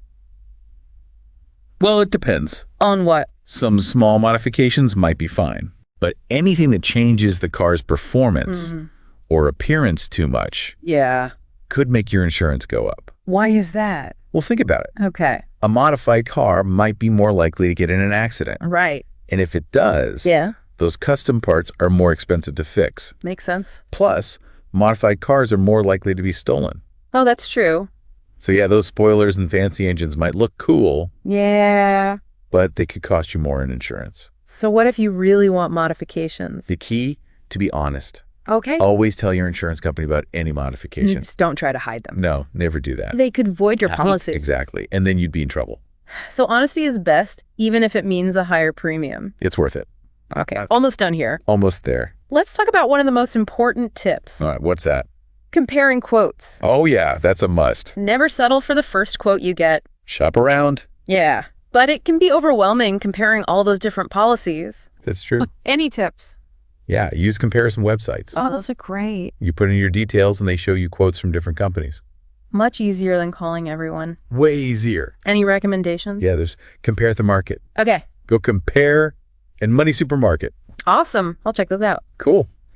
Okay, one last thing before we wrap up. Okay. Different types of car insurance coverage. Oh, yeah, that's important. It's not just about the cheapest price. Right, you need the right protection. So let's break down the three main types. Okay. Third party, only third party fire and theft, and comprehensive. Let's do it. Okay, third party, only what's that? That's the minimum insurance you need in the UK. Okay. It covers damage to someone else's car or property if you have an accident. Okay. And it covers their medical expenses if they're hurt. Got it. But what about your own car? That's the thing. It doesn't cover your own car. So if the accident is your fault, you have to pay for your own repairs. That's right. Okay. What about third-party fire and theft? So that one's like third party only. Oh, okay. But it also covers your car if it's stolen or catches fire. Makes sense. And finally, comprehensive. Comprehensive is the most coverage you can get. Okay. It covers damage to your car in any accident. Even if it's my fault. Even if it's your fault. Wow. And it covers fire and theft too. So it's the most peace of mind. Definitely. But I thought comprehensive was always the most expensive. Sometimes it is. Okay. But sometimes it can actually be cheaper. Really? How's that possible? Insurance companies see people who choose comprehensive as lower risk drivers. Oh, that's interesting. They're thinking these people are being extra cautious. They must be responsible drivers. So it's not always more coverage equals higher price. Nope. You got to compare quotes for all three types. Definitely. And see what's best for you. Exactly. Any final words of wisdom? Yeah, always look for discounts. Okay. Some companies offer them to students, military personnel, or members of certain organizations. Cool.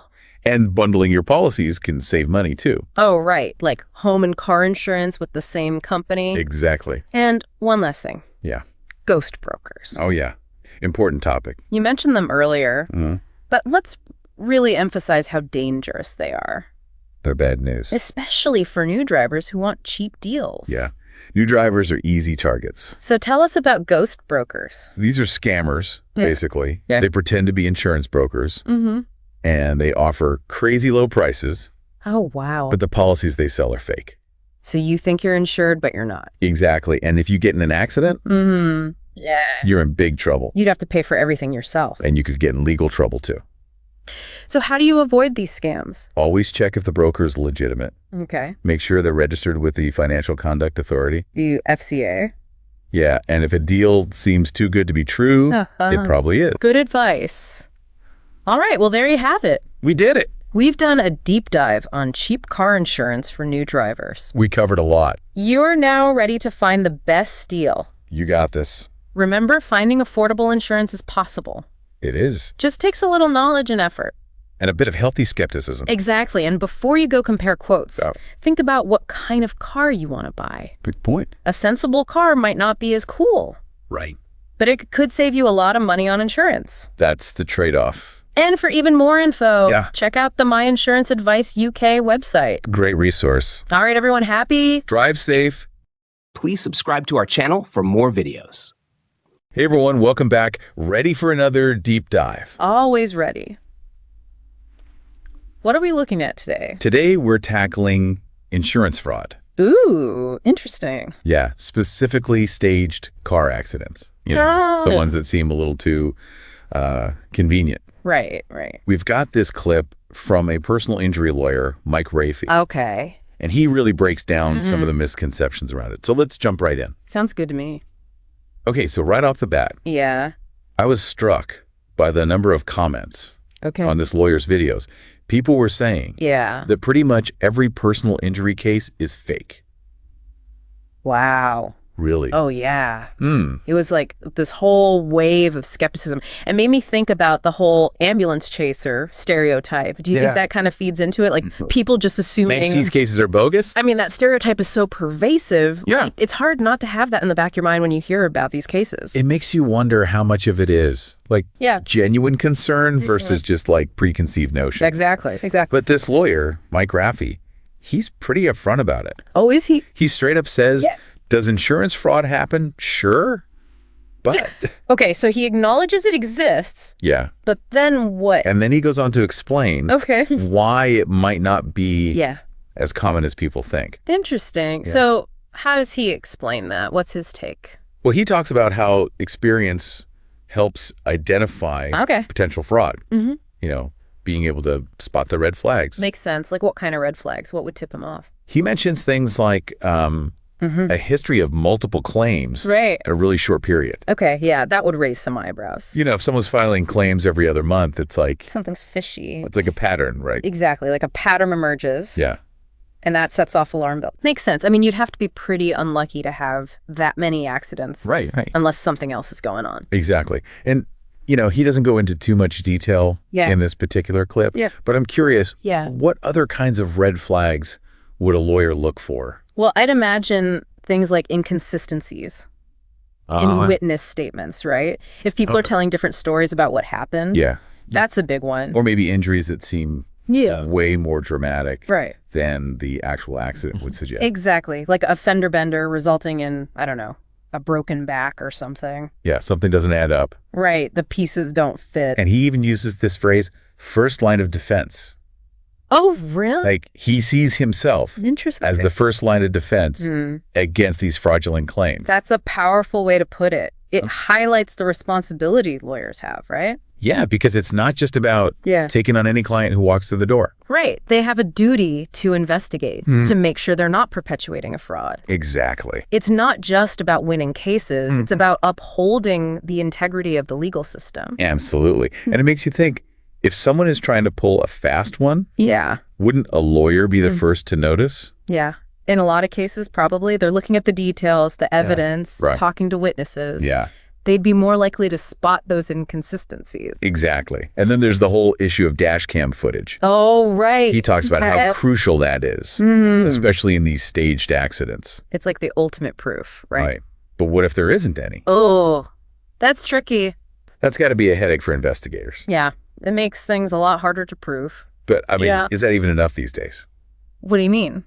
Well, with everyone having smartphones and security cameras everywhere. Yeah, you'd think it'd be hard to get away with it. Right. It's like, when did you get caught on something? You'd think so. But scammers are getting creative. Oh, I bet. They might stage accidents in areas where there aren't many cameras. Or try to tamper with existing footage. It's a constant arms race. Wow. So it sounds like these lawyers are walking a real tightrope. Yeah, I see what you mean. They have to advocate for their client. Right. But also make sure they're not being taken advantage of. Exactly. They can't let a fraudulent case slip through the cracks. That's a heavy burden, for sure. It's a tough ethical dilemma. That makes you realize it's a lot more complex than those cheesy commercials. Oh, yeah, totally. You know, slip and fall and all of that. Real life is way more nuanced. So just to wrap things up. Okay. It seems like insurance fraud. It definitely exists, but it's not necessarily this huge epidemic some people make it out to be. Agreed. And it sounds like lawyers play a key role in keeping it in check. Absolutely. But here's something to think about. Okay. With all this new technology, you know, dash cams, smartphones, how is that going to impact insurance fraud in the future? That's a good question. Will it make it easier to catch these scams? Or will the scammers just find new ways to stay ahead of the game? That's a fascinating question. It's a real intersection of law, technology, and human behavior. Yeah. Who knows what the future holds? Lots to ponder, right? Absolutely. All right, everyone. That's our deep dive for today. Thanks for having me. Until next time, keep those brains buzzing. Please subscribe to our channel for more videos. Okay, so you know how it is. You're all excited for that epic road trip, right? And then bam!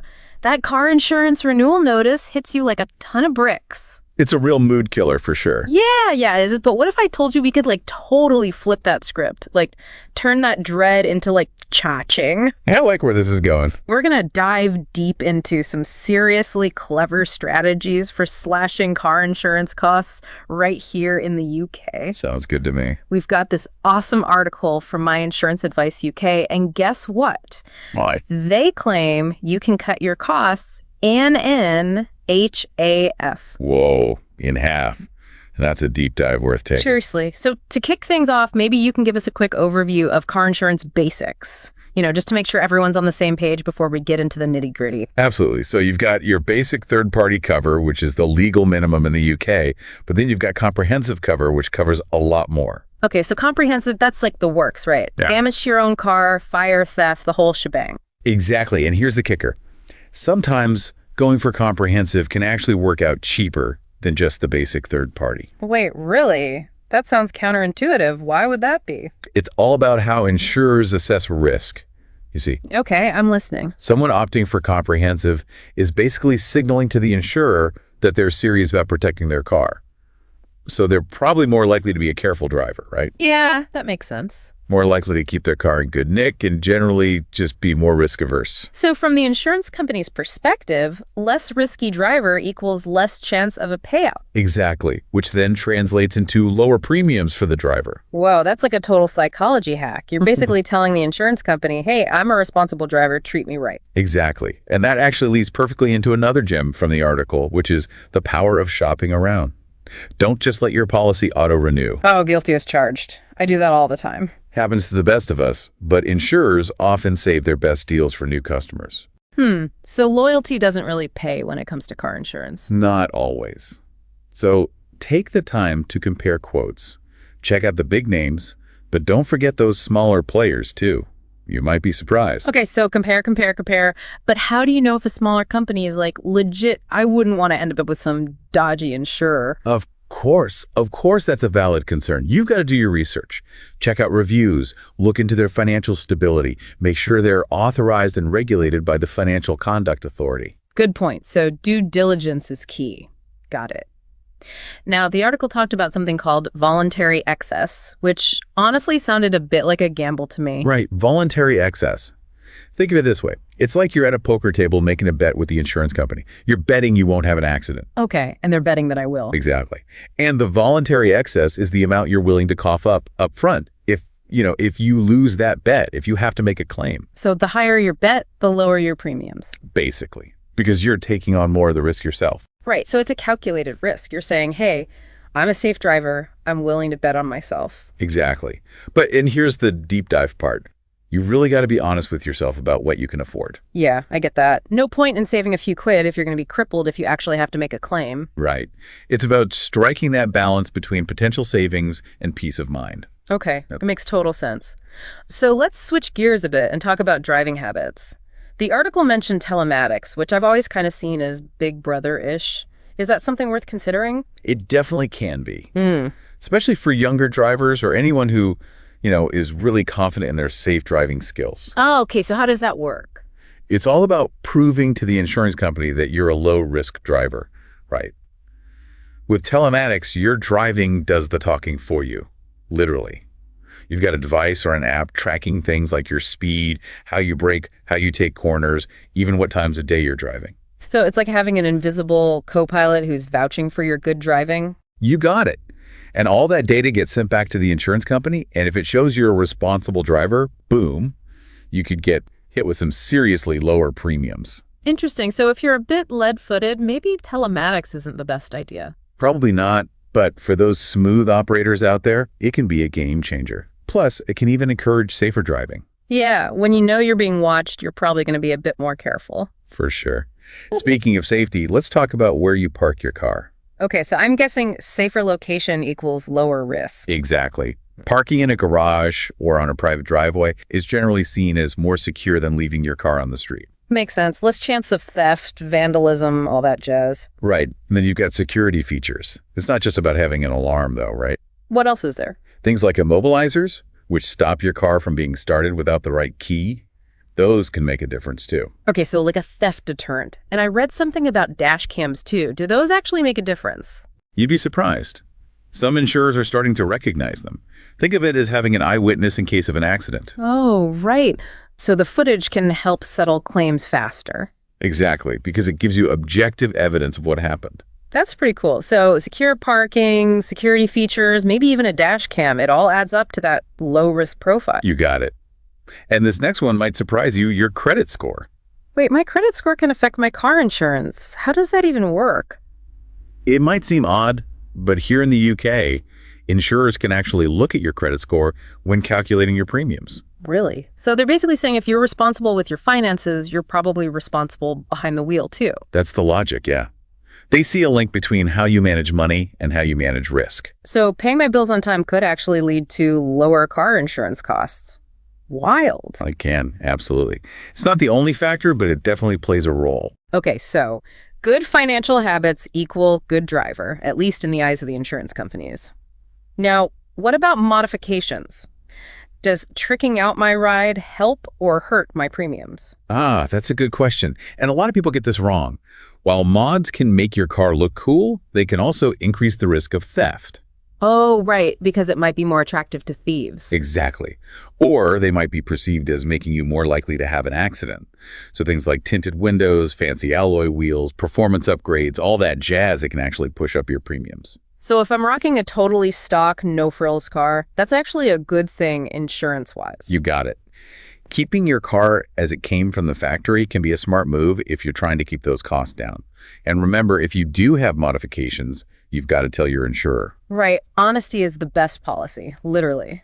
Now, what about adding a named driver? Is that a good move? It can be helpful in some situations, especially if you're not driving that often, or you share your car with someone who has a really good driving record. Okay, so like a partner or a family member. Yeah, but there's a big caveat here. You should always be listed as the main driver if it's your car. No fronting. Fronting. Basically putting someone else down as the main driver just to get a lower premium. That's illegal.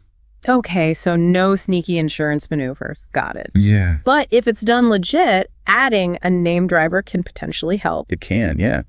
Now, let's talk about how you pay. Does it really matter if I pay monthly or annually? I've always wondered about that. It might seem like a small detail, but it can make a difference.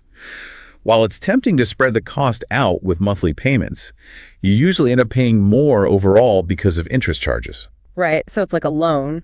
Pretty much. Yeah. If you can swing it financially, paying annually in one lump sum will generally save you money in the long run. Okay, delayed gratification for the win. Now, what about those advanced driving courses? Do they actually lead to lower premiums? They can, yeah. Courses like Pass Plus here in the UK are all about improving your driving skills, making you a safer, more confident driver.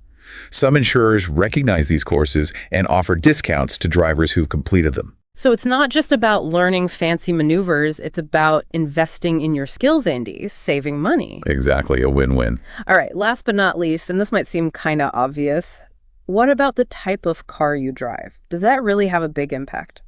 Absolutely. Cars are grouped into these insurance groups based on things like engine size, value, how much they cost to repair, safety features, all that. Right, so some cars are just inherently more expensive to insure. Exactly. So if you're thinking of getting a new car and insurance is a big concern, definitely check which insurance group a car falls into before you sign on the dotted line. Got it. It's not just about the brand or how old the car is, it's about those insurance groups. Okay, before we move on, I got to highlight what the article called the most powerful tip of all, maintaining a clean driving record. Couldn't agree more. That's the golden rule of car insurance. Yeah, but why is it so important? Think about it. Every time your policy comes up for renewal, the insurer's going to check your driving history, right? Makes sense. A clean record, no accidents, no speeding tickets, no violations. It shows them you're a responsible, low-risk driver. And that makes them happy. Very happy. It's basically the foundation for lower premiums in the long run. Okay, so be a good driver and your insurance company will shower you with discounts? Pretty much. It's all about consistency and building that trust over time. Got it. Patience and a steady foot on the accelerator. Well, we've covered a ton of ground here, from shopping around and voluntary excess to telematics, credit scores, even the car you choose. It's a lot to take in. It is. And we're just getting started. There's so much more to explore. I can't wait. In the next part of our deep dive, we're going to dig into how the author of this article actually managed to cut their car insurance costs in half. Oh, the suspense. Plus, we'll tackle some even bigger questions about how we could maybe Design a society that minimizes the need for car insurance altogether. Stay tuned. This is getting good. All right, everyone, we'll be back soon with more juicy insights on the deep dive. Don't go anywhere. Welcome back to the Deep Dive, everyone. We're like deep in the world of car insurance now, and honestly, it's way more interesting than I thought it would be. Right. Who knew there were so many, clever ways to outsmart those rising premiums? For real. So let's get back to that crazy claim from the article. You know, the author managed to cut their insurance costs in HAF. In half, yeah. That's the dream, right? Total dream. So spill the beans. What was their secret? Well, it wasn't like one magic trick or anything. It was more like a combo of those smart strategies we talked about earlier. Okay, so like shopping around, being a good driver, all that. Exactly. They were super diligent about comparing quotes every year. They bumped up their voluntary excess to a level they were comfy with. And of course, kept that driving records squeaky clean. Yep, that's the big one. So consistency and good habits are key. I'm curious, though, did they mention anything about negotiating with their insurer? Is that even a thing you can do? It's always worth a shot. The article didn't really go into that specifically, but it can't hurt to reach out to your current insurer and see if they'll match a competitor's quote, True. The worst they can say is no. Exactly. You might just get lucky and snag a lower premium without having to switch providers. Love that. All right, so let's shift gears a bit and talk about some longer-term strategies, things we can focus on to make a real dent in those costs over time. Absolutely. So we talked about the link between credit scores and car insurance, right? Yeah, the whole good credit equals good driver thing. Right. Well, that's definitely a long game. It takes time to build up a good credit history, but it can pay off big time. Not just for car insurance, but for, your whole financial life. Like a ripple effect of positive financial choices. Exactly. And of course, there's that golden rule we keep coming back to, maintaining a clean driving record. Always got to mention that one. It's not about being perfect for a year or two. It's about establishing a pattern of safe, responsible driving over many years. Makes sense. Consistency is key, for sure. And if you're a younger driver, sticking with a telematics policy for a while can be a great way to build up that good driving rep, and potentially save a lot down the line. It's like building your driving reputation from scratch, data point by data point. Exactly. Now, this is where things get really interesting. The article touched on this idea of designing your life to minimize insurance costs. Designing your life. Okay, now I'm intrigued. Is this like some crazy life hack scheme? Not quite that extreme, but it's about taking a step back and looking at the bigger picture. Thinking about how the choices you make in your life can impact your premiums. Oh, I'm listening. So, for example, where you choose to live can play a role. Is it a high crime area? That could mean a higher risk of theft or vandalism, which could affect your insurance. Yeah, that makes sense. And then there's your commute. How far do you drive each day? Could you maybe take public transport more often? Cycle? Walk? Right. Not only could that lower your mileage, which could mean lower premiums, but it's also good for your health and the environment.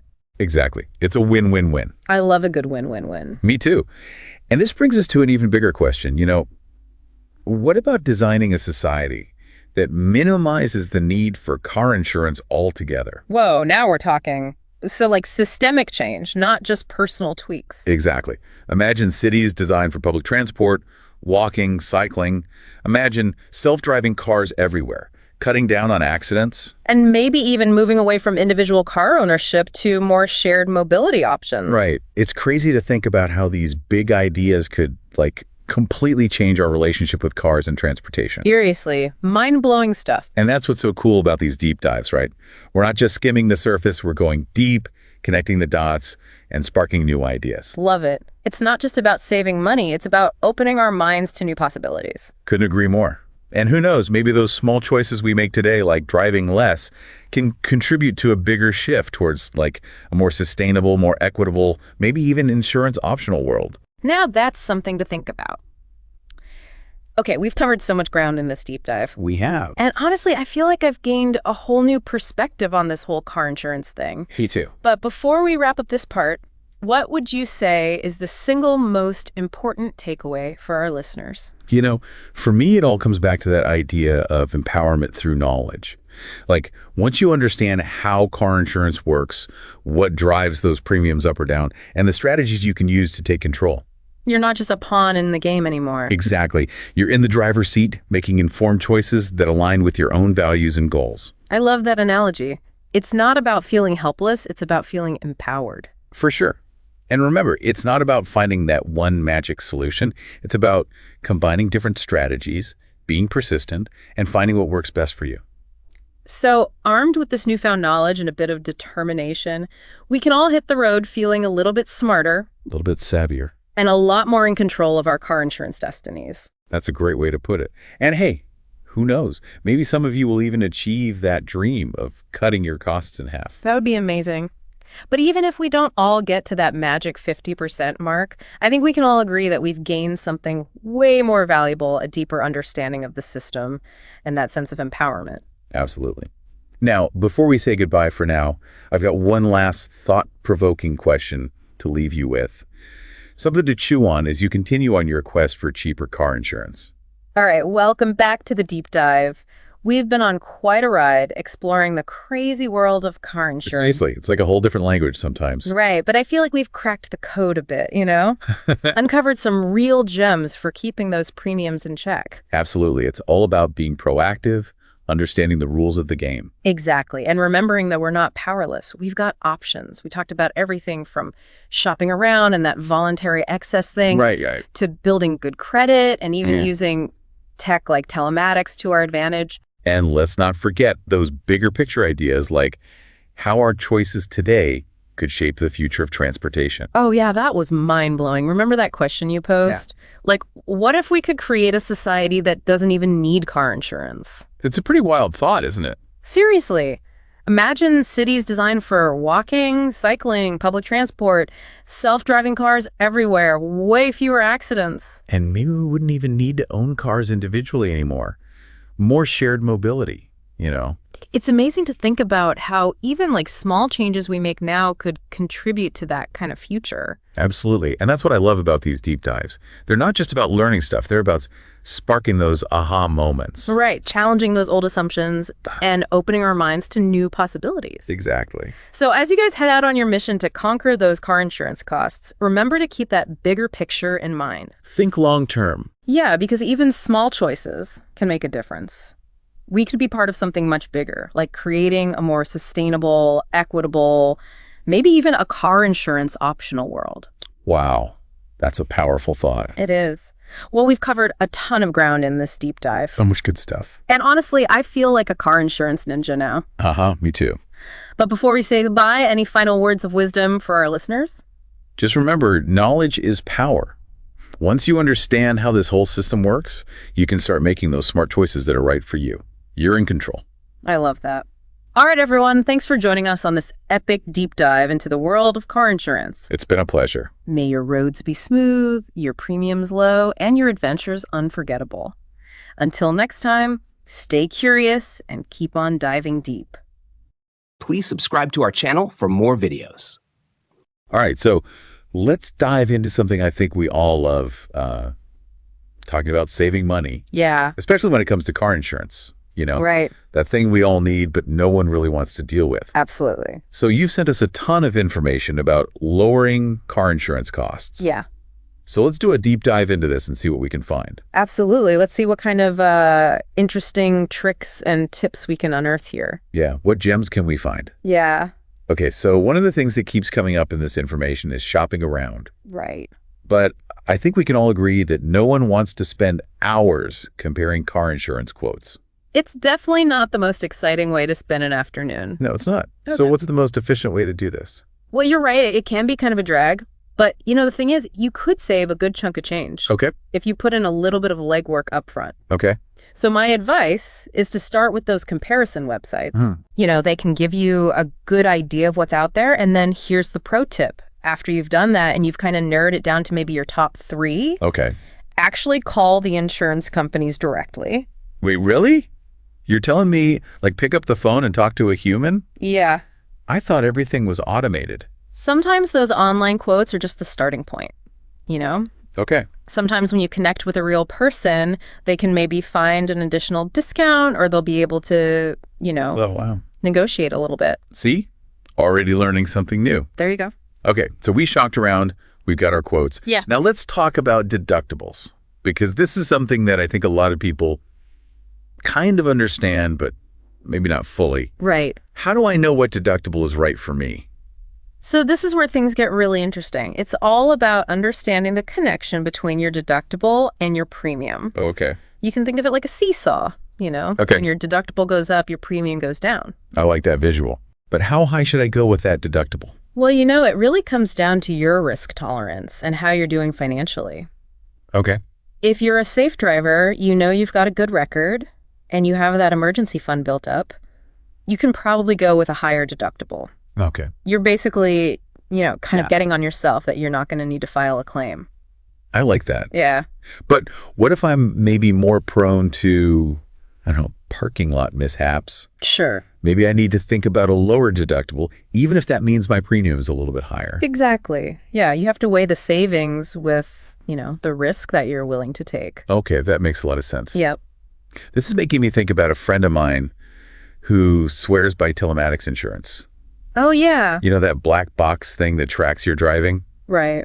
I always thought that sounded kind of creepy, but she insists it saves her a ton of money. It definitely can. Really? Yeah, especially if you consider yourself to be, a good driver or a responsible driver. Right. The technology is really quite amazing these days. Okay. It's not just about how fast you're going anymore. They're tracking things like braking, cornering, even what time of day you're driving. Wow. It's almost like having, a silent passenger sitting next to you giving you a driving score in real time. So it's like I'm constantly being tested, but with the potential for a reward instead of just to pass or fail. Exactly. And if you do well consistently, you can get some really nice discounts on those premiums. Okay, that is making me rethink my insurance strategy. Yeah. So who would you say benefits the most from this kind of insurance? A lot of times it's younger drivers. Oh.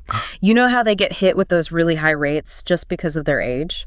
Yeah, just because of their age group? Yeah. And this can actually be a way for them to prove, that they are careful drivers. Right. And actually show that they're not the stereotype. Exactly. I like that. Yeah. Okay, I want to hear a lot more about this telematics thing. We can dive into that a little bit more. But before we do that, there's another very classic insurance strategy that I think we have to talk about, and that is bundling. Yes. It's like the, buying in bulk of the insurance world. Right. Basically, you're combining multiple policies. You might have your car insurance, and then you also bundle that with your homeowners or renters insurance. Right. And you get a discount. Yeah, it's like they're rewarding you for giving them more of your business. Right. But is it always the best way to go? That is a great question. And honestly, the answer is sometimes no. Really? It's a popular tactic, but it's important to still shop around, Okay. Just because one company will give you that bundle discount doesn't mean it's the cheapest overall. Right. So you always want to compare that price with what you would be paying for individual policies with different companies. So it's not a magic bullet, but it's definitely something to look into. Absolutely. Okay, we've covered a lot of ground already. We have. I feel like we are just scratching the surface here Oh, yeah. of all this insurance wisdom. There's a lot more to talk about. So let's take a little pause here. And when we come back, we will dive even deeper into all of this car insurance stuff and really help you become a savings ninja. All right. Sounds good. I'm ready. Welcome back. Okay, so we're back. We've got a lot more to talk about when it comes to saving on car insurance. I'm ready to become a true insurance ninja, but one thing that has always baffled me is how they even decide Right. how much to charge us for car insurance. Yeah. Like, what is that secret formula? Yeah, it does seem like kind of a black box sometimes, right? Yeah. But really what they're trying to do is predict how likely you are to file a claim. Okay. And to do that, they look at a whole bunch of different factors. So it's more than just like whether or not I've had an accident in the past. Oh, yeah, absolutely. Okay. They're looking at things like your age, your gender, your driving history, of course, the type of car you drive where you live. Wow. Even your credit score in some cases. Really? Yeah, it's a whole big equation. So even if I have like a perfect driving record, Yeah. all these other things can still impact my rates. Exactly. And that's why it's so important to shop around and compare quotes from different companies. Okay. Because they each weigh those factors a little differently. That makes sense. Yeah. So what might be really expensive with one could be totally reasonable with another. Okay, so you're saying like, even if my driving record is spotless, Uh-huh. there are all these other things that they are looking at Exactly. that I need to take into consideration. Yep. Okay, that makes a lot of sense. Okay. Now let's talk about another thing that always confuses me. Sure. Insurance jargon. Oh, yeah. all those terms like deductibles and premiums and liability coverage. Right. What does it all mean? Yeah, it's a whole different language. And I think that's a big reason why people just kind of avoid dealing with it altogether. Right. But if you understand the basics, it can really help you make those smart decisions. Okay. So let's break it down a little bit. Perfect. Yeah, let's start with liability coverage because I know that's important. Okay. But can you explain exactly what it covers? So this is really the foundation of any car insurance policy. Okay. It's what protects you financially if you're at fault in an accident. Okay. And you cause damage to somebody else's property or, even worse, you injure somebody. So it's not even about covering like my own car. Right. But protecting me from the financial fallout of maybe harming someone else. Exactly. It's protecting you from that liability. Okay. If you cause harm to another person or their property. Okay. That makes more sense. And, there are actually two types of liability coverage. Yes. That you need to know about. So bodily injury liability covers those medical expenses. Yeah. Lost wages, even pain and suffering. Right. For anyone that you injure. That's right. And then property damage liability that covers the cost of repairing or replacing the other person's vehicle. Yes. Or anything else that you damaged, like a fence or a light post. Right. Okay. Yeah. So it's like a safety net for me and anyone else who might be involved. Exactly. It's a great way to think about it. And the amount of liability coverage that you need really depends on, your own circumstances and how much risk you're comfortable with. Okay. So how do I even know if I have enough? Well, that's where talking to an insurance agent or a broker can be helpful. Right. They can look at your situation and help you understand the minimums in your state and guide you toward, okay, a coverage level that provides you with enough protection. And speaking of, looking at our situation, I know you mentioned earlier we should be reviewing our policy regularly. Yes. Does that mean more often than just once a year when it's time to renew? Things change in life. Right. Your driving habits change. Yeah. Your insurance needs change. Right. Maybe you got married or you had a kid or you moved to a new city. Got a new car? Yeah, got a new car. Any of these things could impact your rates and coverage. So it's not just a set it and forget it kind of thing. You need to actively be managing that. Right. You want to make sure that your policy is evolving along with your life. Okay, so like a financial checkup for my car insurance. Exactly. Like that. Good way to think about it. Maybe every 6 months or so, just go through and make sure everything still makes sense. Yeah, just to make sure it's aligned with your needs and you're not paying for things that you don't need anymore. Okay, I'm adding that to my calendar. All right. Now let's talk about the other types of coverages beyond liability, because one of the sources that you sent goes into a lot of detail about all these different options, and it's a lot. It's overwhelming. Yeah. So let's try to break it down. Okay, let's focus on the most important ones. Okay. So we've already talked about liability, but another really important one is collision coverage. Okay. And that's what covers damage to your own car. Okay. If you are at fault in an accident. So if I back into a pole at the grocery store. Yep. Or, I don't know, accidentally sideswipe a parked car. Yep. That would help pay for the repairs. Exactly. It would cover your car. To my vehicle. Yeah, and it's particularly important if you have a newer car or one that you're still making payments on. Yeah, that makes sense. Yeah. I don't want to be stuck with a damaged car and a huge bill. Exactly. So collision. Yep. What about comprehensive coverage? Okay, so comprehensive is kind of like it picks up where collision leaves off. Okay. It covers damage to your car from things that are not collisions. Okay. So things like theft, vandalism, fire, natural disasters, hitting an animal. Wow. So a whole range of things that are kind of out of my control. Exactly. All those unexpected things. Like hailstorms or a tree falling on my car. Yep. Or somebody keys your car in the parking lot. Okay, this is starting to feel like all the pieces of the puzzle are coming together. Oh, good. But with all of these different types of coverage, how do I know what I really need? Right. Because it's tempting to just get the bare minimum to save money. Sure. But I also don't want to be, left vulnerable. Right. Well, and that's a smart way to approach it. It's about finding that balance between cost and coverage. Yeah. And, honestly, the best advice I can give you is don't be afraid to ask questions. Okay. Talk to your insurance agent, talk to your broker, explain your situation. Okay. And they can guide you towards the right coverage for your needs and your budget. So it's like having an insurance coach in my corner. Exactly. Okay. You've got somebody on your team. But I'm also realizing that I need to be a little more proactive on my end. Absolutely. Being passive with your insurance can cost you money. Okay, so how can I be a more proactive insurance ninja? All right. So challenge your insurer on your rates. Okay. Ask for clarification, on your coverage, and maybe most importantly, hunt for those discounts. Ooh. They're out there. Like a discount treasure hunt. It is, but you might have to dig a little to find them. So what kind of discounts should I be looking for? Well, we talked about bundling. Right. We talked about the telematics discounts. Yeah. But there are also discounts for things like being a safe driver, being a good student. Oh, having certain safety features in your car. Right. Installing anti-theft devices, or even belonging to, certain organizations or groups. Wow. I had no idea. There were so many possibilities. There's a lot. Okay, I'm ready to call my insurance company and see what I'm missing out on. That's the spirit. And remember, you can stack those discounts to really maximize your savings. Ooh, yeah, like a discount combo meal. Exactly. Okay, I love it.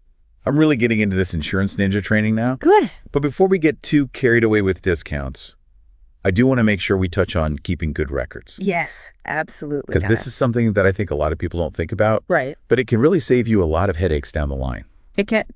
Documenting everything is so important. Yeah. So keep a file with all your insurance paperwork, your policy documents, any correspondence with your insurer, any records of accidents, repairs, even parking tickets. Yeah, I think a lot of people have that tendency to just shove everything in a drawer and forget about it. Right. And then when you need it, you can't find it. Yeah. So having everything organized and accessible can really be a lifesaver if you need to file a claim or, dispute a charge. Makes sense. Yeah. Speaking of claims. Yes, that's what we're going to tackle next. Okay. Let's take another little pause here. Right. And when we come back, we'll dive into that world of insurance claims, how to file them effectively, how to navigate the process and how to avoid those common pitfalls. Perfect, because that is definitely something that I need more information on. Okay, so we're back. And I am ready to tackle this whole world of insurance claims. Yeah. Because this is something that, hopefully we never have to deal with. Right. But it's good to be prepared. It's important to know what to do if you ever find yourself in that situation. Yeah. So before we dive into the specifics of, how to file a claim and all of that, let's kind of recap everything we've learned so far. Okay. Sounds good. Because we have covered so much ground. We have, we've talked about shopping around. We talk about those deductibles. Right. We've tried to decipher some of that insurance jargon and, just become a more proactive insurance consumer overall. Yeah, I feel like a totally different person when it comes to my car insurance. Good. I'm glad. But if I had to just boil it all down to a few key takeaways. Yeah. What would you say are the most important things for our listener to remember? Okay, well, first and foremost, never underestimate the power of comparison. Yes. You absolutely have to shop around. Yes. You cannot just assume that your current insurer is giving you the best deal. Or that they're all the same. Yeah, they're definitely not all the same. And, while we're talking about assumptions, let's touch on deductibles again. Okay. Raising your deductible can be a tempting way to lower your premiums. Right. But it's not a decision that you should make lightly. Right. You really have to think about, Yeah. how much risk am I willing to take on? Exactly. And if you do opt for that higher deductible, make absolutely sure that you have the money set aside. Yes. To cover that expense. Right. Don't put yourself in a bad financial situation. Exactly. Just to save a few bucks a month. Right. Okay. And we also explored the whole world of telematics insurance. Yeah. Which I think can be a real game changer for certain people. It can be. Especially younger drivers. Yes. Who are often, kind of unfairly penalized with those really high rates. Just because of their age, yeah. Yeah. So if you are a safe and responsible driver, this could be the way to prove it. Yeah. It's a great way to demonstrate that. Maybe save some money. Yeah. Okay. And then, of course, we talked about the more classic strategy of bundling. Bundling, yeah. Combining all those policies. Right, your car insurance with your homeowners or your renter's insurance. Yeah. Often that can lead to some pretty significant savings. Yeah, it's like, buy one, get one free. Yeah, exactly. With your insurance. Yeah. But even with that, we have to remember. Yes. Compare costs. Make sure it really is the best deal. Right, you want to make sure you're actually saving money. Okay. But one of my favorite takeaways from this whole deep dive is becoming a discount detective. Yes, there are so many discounts out there that people just aren't aware of. I know. So be proactive. Yeah. Ask your insurer about any possible discount that you can think of. Yes. And don't be afraid to provide documentation to prove you're eligible for those discounts. And remember, those discounts can be stacked. Yes, absolutely. It's like creating your own little discount combo meal. Okay, so we have talked about everything from choosing the right coverage to, negotiating those rates. We have. Defining all those discounts. Yes. But before we wrap up this whole conversation, I want to leave our listener with a challenge. Okay, I love a good challenge. What do you have in mind? So now that you've been armed with all of this incredible knowledge about car insurance, Yeah. I challenge you to take action on at least one of these strategies this week. Yeah, just one small step Yeah. can make a big difference. Could save you a lot of money. Absolutely. In the long run. In the long run. And remember, understanding your insurance options gives you the power to make those smart choices. Yeah. And it gives you that peace of mind when you're on the road. Absolutely. So go forth, dear listener. Yes. Armed with your insurance ninja skills. That's right. And conquer the world of car insurance. You got this. With confidence and a lighter wallet. Happy saving, everyone. Yes. Until next time, this is the Deep Dive signing off. Please subscribe to our channel for more videos.